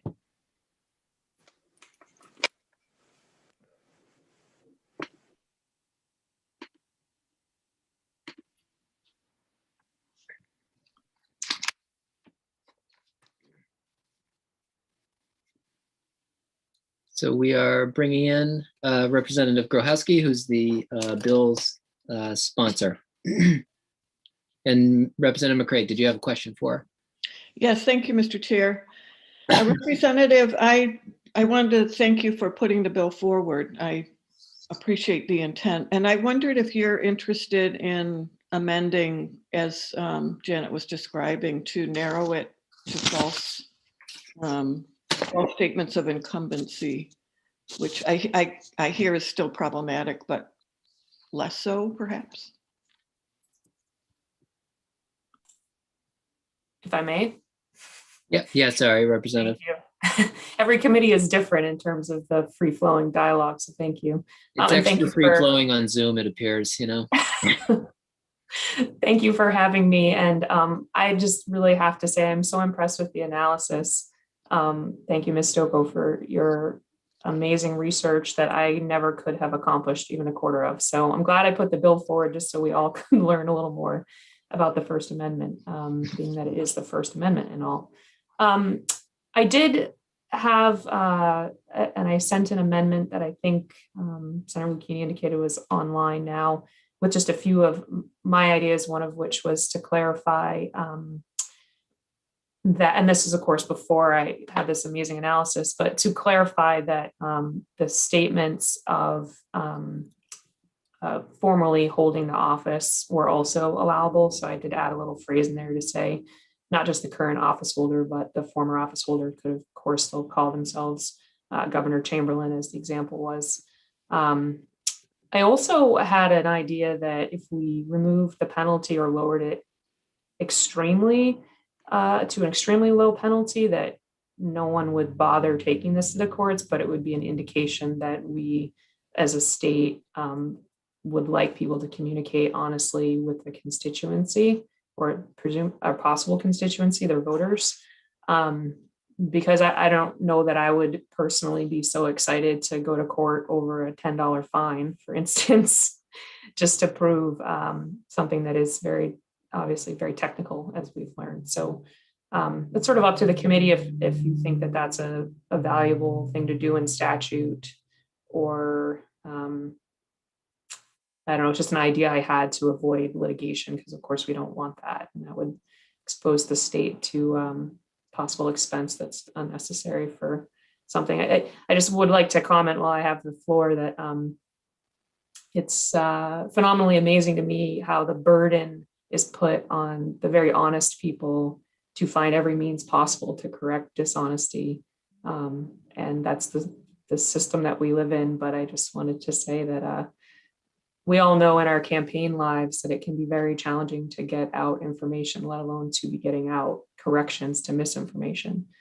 So that was the interest in putting in the bill, but I 100% respect the analysis and trust this committee's expertise to decide how to go forward with what I put in front of you. Great, thank you, Representative. And Representative McCray, did you have any follow-up, or are you good? No, thank you. That's great. We appreciate it. Okay, Senator Farren.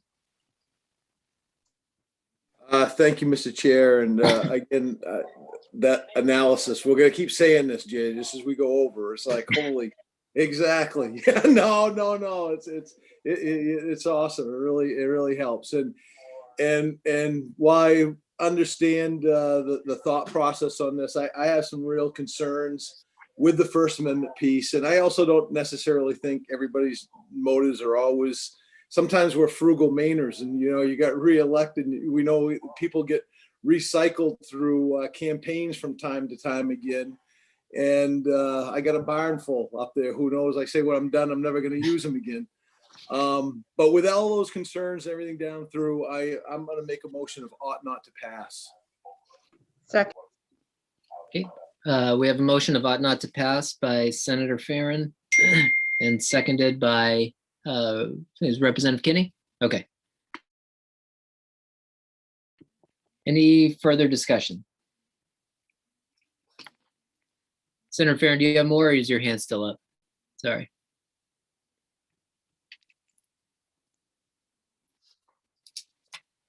Okay, any discussion or questions from members of the committee? Seeing none, we'll proceed to a vote. The motion before us is ought not to pass. We will Call the roll. Senator Lucchini. Yes. Senator Lucchini, yes. Senator DeChambeau. Senator DeChambeau, absent. Senator Barron.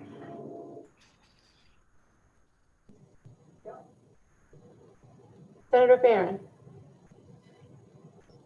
I got it. Yes. Senator Barron, yes. Senator Chiazzo. Yes. Representative Piazza, yes. Senator Chiazzo, yes. I'm sorry. They cut me off. I was doing something in the lunch. All right. Representative McCray. Yes, sadly. Representative McCray, yes. Representative Tuttle. Yes. Representative Tuttle, yes. Representative Riley. Yes. Representative Riley, yes. Representative Supika. Yes. Representative Supika, yes. Representative Wood. Yes. Representative Wood, yes. Representative Kinney. Yes. Representative Kinney, yes. Representative Harrington. Representative Harrington, absent. Representative Corey. Representative Corey, absent. Representative Dollop. Yes. Representative Dollop, yes. Okay, so it And looks for the like motion, yep. looks like we have 10 members voting in support of the ought not to pass and 0 in the negative. And the absent members will have until the second day at noon to cast their vote.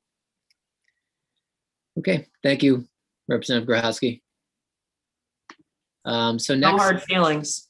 yeah, sorry about that. Next up, we have LD 109, which is an act to facilitate fair ballot representation for all candidates by allowing a candidate's nickname to appear on the ballot. And we will turn it over to Janet again.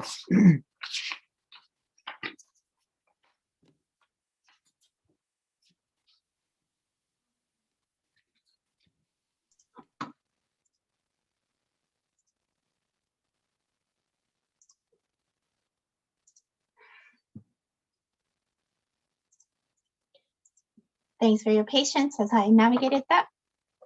So LD 109 allows a candidate to request that the candidate's nickname appear on the ballot by making a written declaration that the nickname is the name by which the candidate is known to others on the consent form that accompanies a party candidate's primary petition or an unenrolled candidate's nomination petition.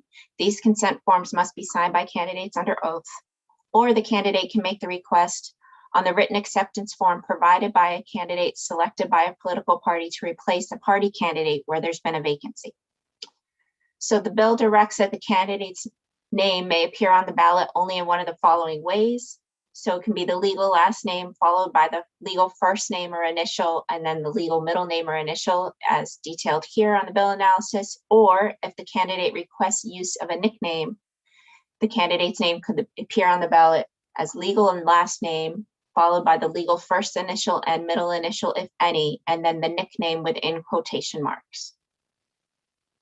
It was mentioned at the public hearing that there is a statute in law right now talking about what name must appear on the ballot, and that name must be one approved by the probate court, or in the absence of a probate court order, the name consistently used by the candidate during the past 2 years in filings with government agencies and in the transaction of public business. And then it gives some examples like driver's licenses, passports, etc. The current law also states, if requested by the Secretary of State when there's a question concerning which name should be listed on the ballot, it's the obligation of the candidate to provide documentation to demonstrate consistent use of a particular name. So that's current law about what name appears on the ballot. And then there's also, under current law, it states how that name must appear on the ballot. So they can't have any title appended to the name. The municipality or township of residence will be there. Everybody's candidate names are arranged alphabetically. and they have to line up so that the last names line up underneath each other. And in this paragraph H of existing law, that's where it says last name followed by first name, etc., and so forth. There was some question at the public hearing about whether this bill as currently written is similar to or any different from legislation that was passed by the legislature, but that was ultimately vetoed, and the veto was sustained. And I looked through, and as I read the bill, it is identical to the version of the bill that was vetoed by the governor in the 129th. So I understand that it's really difficult, and it took me a long time to confirm to just absolutely make sure. But the way we draft amendments is very confusing, but I did check, and it's the exact same bill. So there isn't a difference. There were questions about what happens in other states, and do other states allow candidates to appear with nicknames on the ballot? And so I asked our legislative researcher, Kristen Braun, to look into this for me. And there is on the VLA committee webpage, her research memo to me, and it provides information on 22 states that permits candidates' nicknames to appear on the ballot, either under state statute and attorney general opinion, or in one case by regulation. And just to be, in case it's helpful to you, I tried to look at different categories of information that those states require. So for proof of nickname use, 3 states require an affidavit or other evidence to support use of the nickname. Kentucky, by contrast, only requires an affidavit if the nickname includes a title, rank, degree, job description, or spurious phrase. I believe that's kind of similar to the idea that was put forth about offensive kind of names. If it's one of those things, then in Kentucky, you need 5 county residents to sign sworn affidavits acknowledging that the nickname is a bona fide nickname generally used by your acquaintances to refer to you. The time period of use, 2 states require a specific time period. So in Texas, it has to be a nickname you've been known for at least 3 years before the election, and in North Carolina for 5 years before the election. There are some states that have length restrictions. So in 2 states, it can only be 10 letters long. In South Carolina, it can only be 15 letters long. In Indiana, 20 characters long. And in Texas, it can only be 1 non-hyphenated word. There are some specific types of nicknames that are prohibited in different states. Some of the types prohibitions are you can't have a political party name in Colorado, a political slogan in Illinois, or a campaign slogan in North Dakota. And 2 states do not allow your nickname to indicate a political or religious view or affiliation. Many states don't allow your nickname to constitute a title or suggest or imply that you possess a title or certain professional status. Oddly enough, California does specifically allow you to use a 3-word designation indicating your professional status. So just so you know, the states don't all agree on whether that's a good idea or not on the ballot. Louisiana doesn't allow you to have a deceptive name. I did think it was a little bit humorous in my research. I came across a candidate who tried to have their nickname none of the above. That was not allowed. You can think about that and maybe why. And in Washington, you can't have a nickname that's designed to intentionally mislead voters. Nevada goes further and says that your nickname can't be the name of any person living or dead whose reputation is known on a statewide, nationwide, or worldwide basis, or in any other manner deceive a voter regarding the person or principles for which he or she is voting. I'm not going to tell you the nickname that was sought. You can look up this Attorney General opinion if you want. But other than the spurious phrase referenced in Kentucky, where you need 5 county residents to swear in an affidavit that that's your nickname, I did find in Louisiana that there was an Attorney General opinion where a specific candidate wanted an inflammatory nickname on the ballot, and the Louisiana Attorney General said no, even though the statute didn't specifically say that. The statute only prohibits a deceptive nickname. The Louisiana Attorney General decided that it was somewhat deceptive to use that inflammatory phrase, and it would serve no useful purpose in identifying the candidate. So that request was denied. It was not a name any of you would pick, I am sure. There was a issue raised during the public hearing about not nicknames so much as whether familiar names are allowed. And there are some states that specifically say that in addition to nicknames, you can have a familiar form of your proper name on the ballot. And in Hawaii, interestingly enough, you can give your Hawaiian or English equivalent of your name on the ballot. And then Michigan, which doesn't allow nicknames, does allow you to use a recognized diminutive for your given name on the ballot. So the League of Women Voters of Maine did propose at the public hearing replacing the word nickname with the phrase familiar name in both the text and title of this bill. The Maine Town and City Clerks Association did request amending the bill to prohibit the use of any nicknames that might be deemed offensive, obscene, or vulgar based upon the application of standard societal norms. As I interpret that amendment, the decision would likely be made by the Secretary of State's office because they're the ones who design and print the ballots. The Maine Municipal Association agreed with the Town and City Clerks Association's concerns about potentially offensive nicknames, and the Deputy Secretary of State's testimony did raise concerns about the judgment calls that have to be made if a candidate requests an offensive nickname on the ballot. An analogy was made during a public hearing to vanity license plates. You may or may not know that it used to be the law that the Secretary of State could refuse vanity license plates that were obscene, contemptuous, profane, or prejudicial, but that is no longer the law. And the Secretary of State did testify that she is in support of a bill that would allow those types of vanity license plates to no longer be allowed anymore. So by analogy to vanity license plates, you can't at the current moment deny them based on the fact that they're offensive, although that may change this session depending on how those bills go forward. There was discussion at the public hearing that if an obscene nickname were prohibited through the bill, then somebody could just end run around the bill by going to probate court and getting their name changed to an offensive nickname. So I thought it worth investigating that just to make sure that you had the right information on that. And under current law,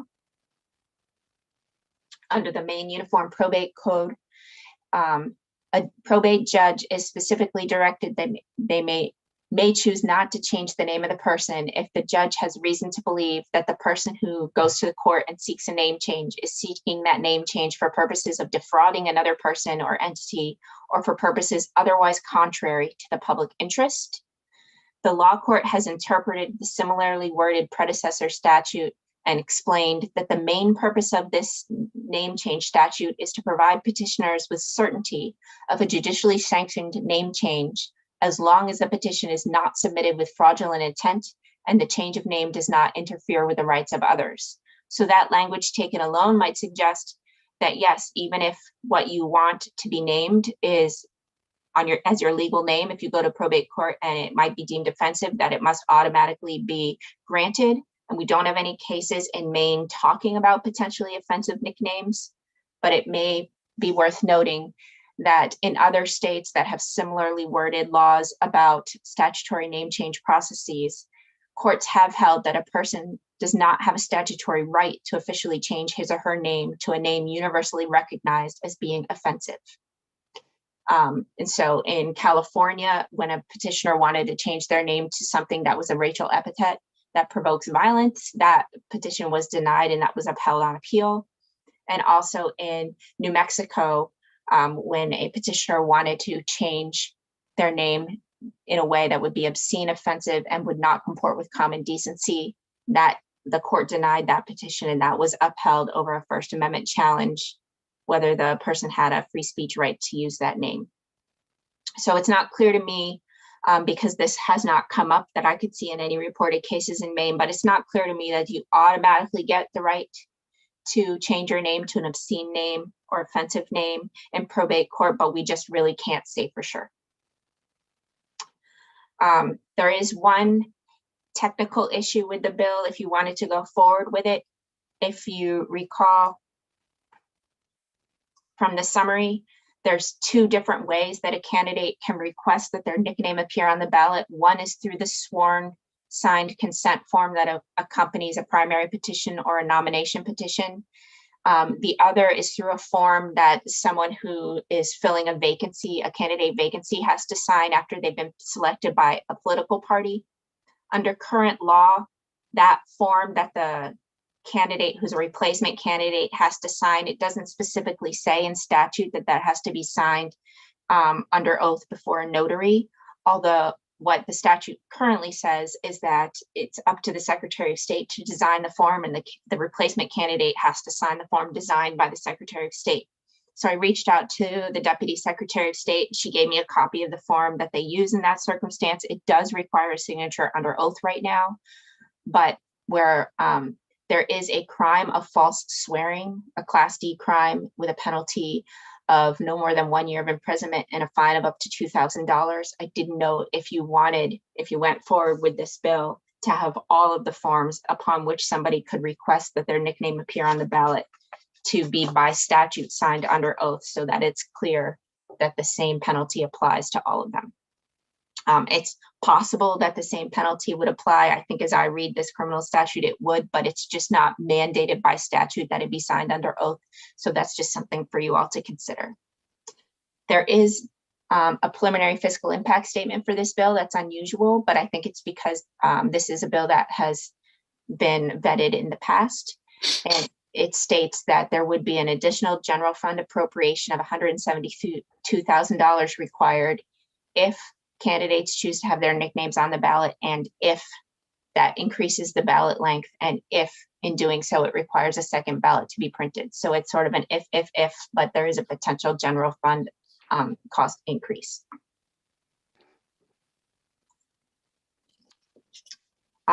Since I wrote that, I received information that the bill sponsor did have a proposed amendment. I can summarize it for you, or I can show it to you, whichever you want.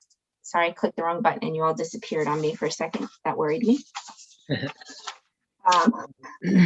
So the sponsor's proposed amendment would change the word nickname to common name in the title and the text of the bill, either known or common name, and also would prohibit obscenities as requested by the Town and City Clerks Association.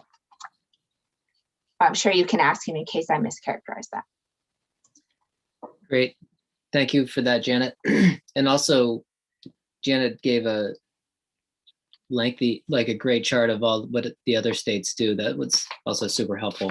That was not me. That was Kristen Braun, our legislative researcher. So I will tell her you thank her for that. That'll make her feel good. That was great. Yep. It was in Janet's email. So great. Thank you for that. Questions for Janet this time, or discussion generally?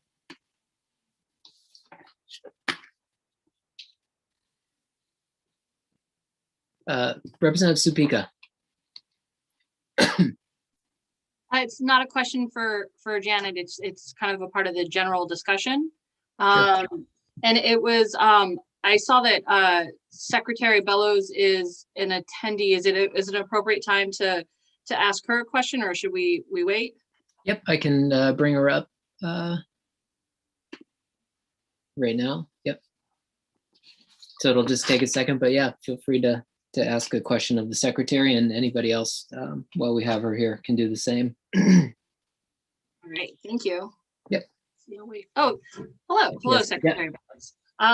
So some of the concerns that were raised in the public hearing that I have are surrounding issues in the trans community and naming. Specifically, I would like to know, like, what is the Secretary's office doing to address those issues and concerns moving forward? Thank you. I heard that testimony as well. It's very important to the Secretary of State's office that we be as inclusive and equitable in terms of ballot representation as possible. So I had a preliminary meeting with Maine Transnet to discuss this issue, and we are following up with a meeting with members of the community to ensure that our policies and procedures in implementing the statute that Janet so eloquently detailed are appropriate and do not result in the inadvertent misnaming of candidates from the transgender community. We think that's very important.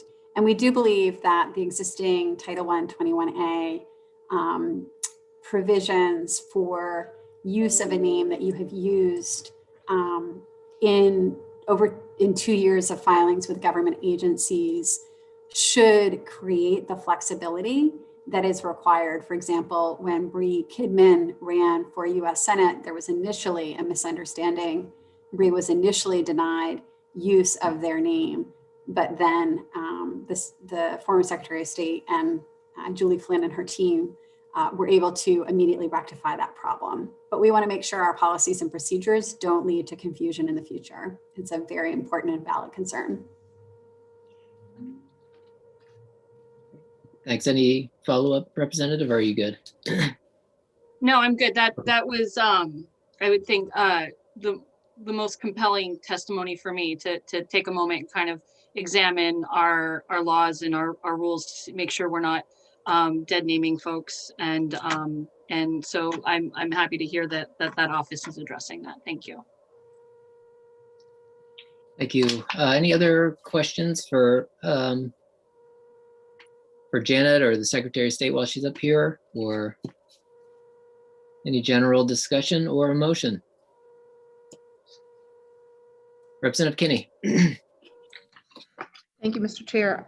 I would make a motion ought to pass as amended, making sure that the technical issues that Janet brought to light were taken care of, that if you're signing under oath, it's the same one on each form. And the biggest amendment would be that the nickname would need to be a familiar form of a proper name, as opposed to just something that I think that would take away from that, the obscenities.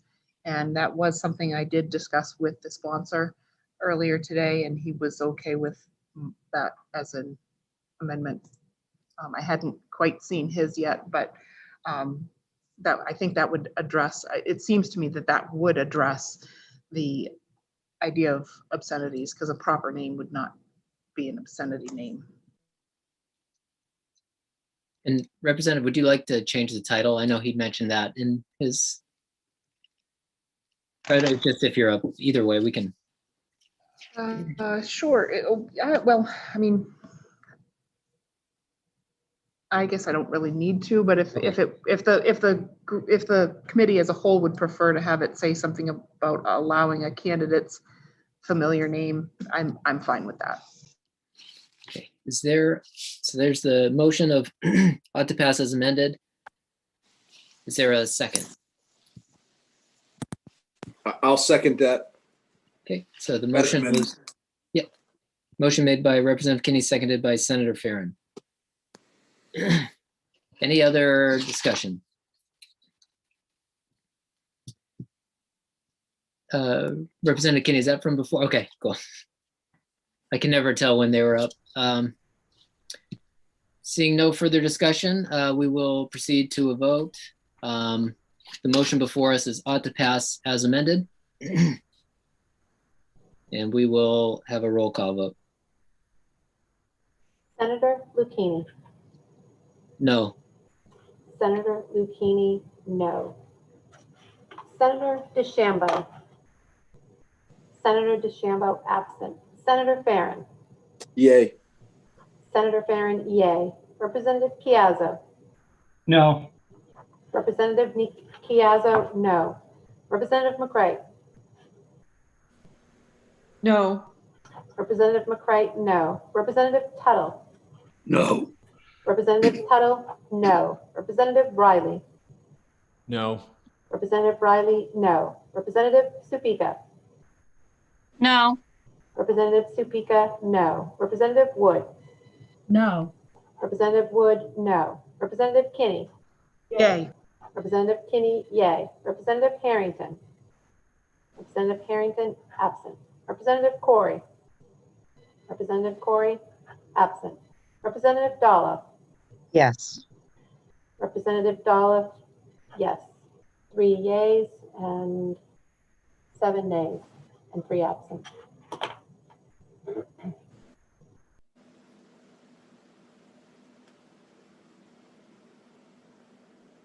Sorry, I was muted. So 3 having voted in the affirmative. The motion ought to pass as amended fails. Representative Cayazzo? Yes, I'd like to move ought not to pass. So the motion is ought not to pass by Representative Cayazzo, and second, is there a second? Second. Seconded by Representative Tuttle. Any further discussion? Representative Kinney. Oops. Thank you, Mr. Chair. I have a question. Secretary Bellows mentioned that there are people that are being able to, and it came up with Representative Sapika as well, with the idea of a trans person being able to put a different name on the ballot. It seems to me if that's not their legal name, that name should not be allowed on the ballot. Just trying to clarify that before I vote again at this point. Would you like to direct that as Secretary of State? Or, sure. Okay. Let's see if she's still here.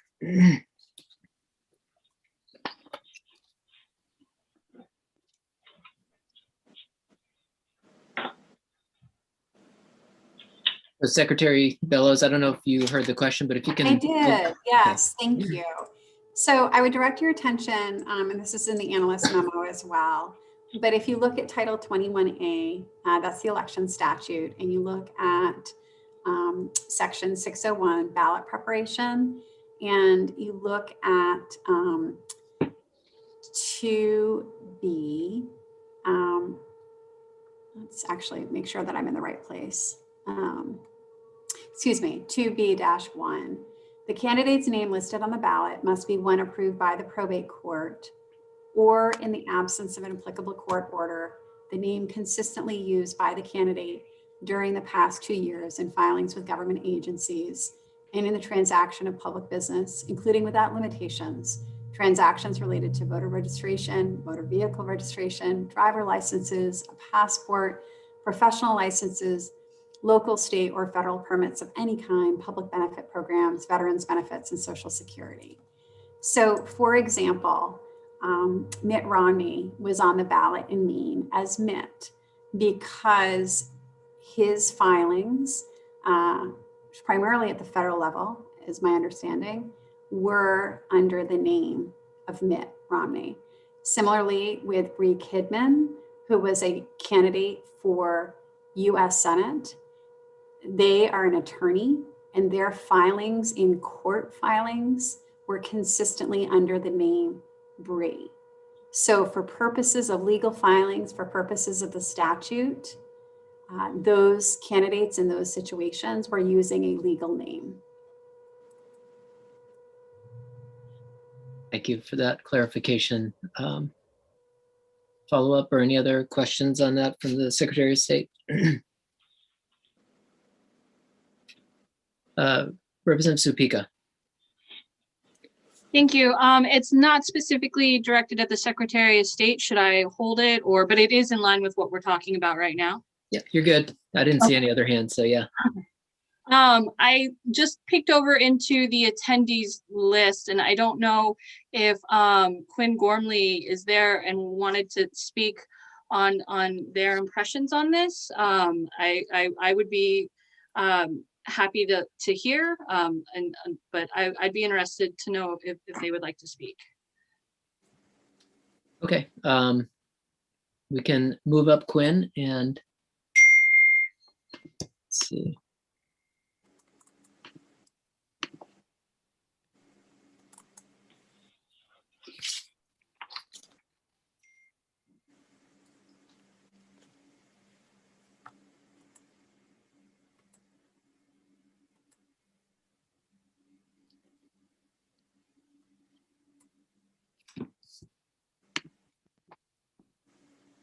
Mr. Chair, you're earning your money. Well, I may not have earned it well on this one. It doesn't seem to be raising.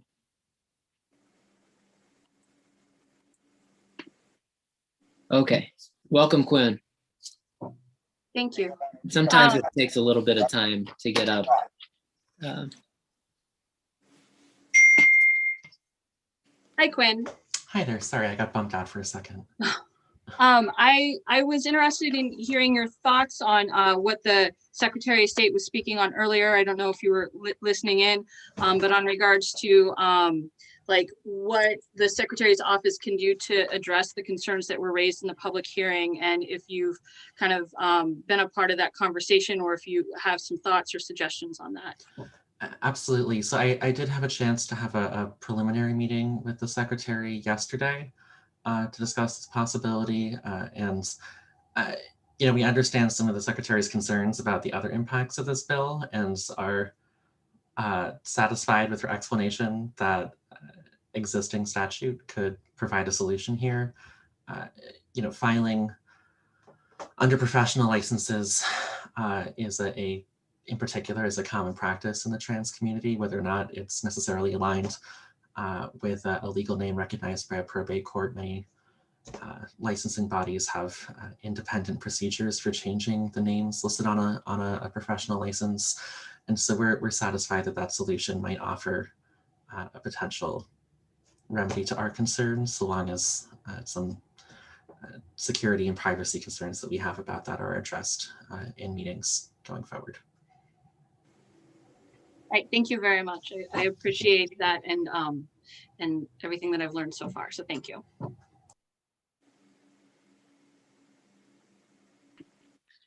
Great. Any other questions? Seeing none, thank you, Quinn, and thank you, Secretary Bellows. Seeing no further questions, we will proceed to a vote.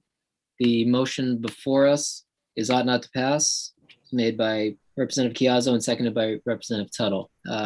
We will have a roll call vote. Excuse me, Senator Lucchini. Yes. Senator Lucchini, yes. Senator DeChambeau. Senator DeChambeau absent. Senator Farren. No. Senator Farren, no. Representative Chiazzo. Yes. Representative Chiazzo, yes. Representative McCray. Yes. Representative McCray, yes. Representative Tuttle. Yes. Representative Tuttle, yes. Representative Riley. Yes. Representative Riley, yes. Representative Supika. Yes. Representative Supika, yes. Representative Wood. Yes. Representative Wood, yes. Representative Kinney. No. Representative Kinney, no. Representative Harrington. Representative Harrington, absent. Representative Corey. Representative Corey, absent. Representative Dahl.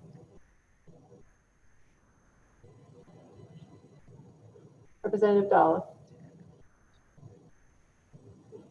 My keyboard didn't work, sorry. No. Representative Dahl, no. So 7-3-3. Thank you, Karen. So, yep, so the vote was 7 for the ought not to pass and 3. Does the minority have a report? Is it the same as previously stated? Be the same as previously. Thank you, Mr. Chair. Yep, thank you, Representative. And you good with that, Senator Farren and Representative Doloff? Great, okay. Yes. Great. So with that, I think that is it for today's work. Janet, do you have anything else for us today? No. I think our next meeting is Monday. Monday, okay. And I don't have it in front of me, but I think we have some public hearings. So, all right, thanks, everyone. At 9, right? I believe it's 10. 10. Okay, Yep. on Monday. Yep. Yeah, and we'll get a new weekly coming out on Thursday or Friday, I think. So from Karen.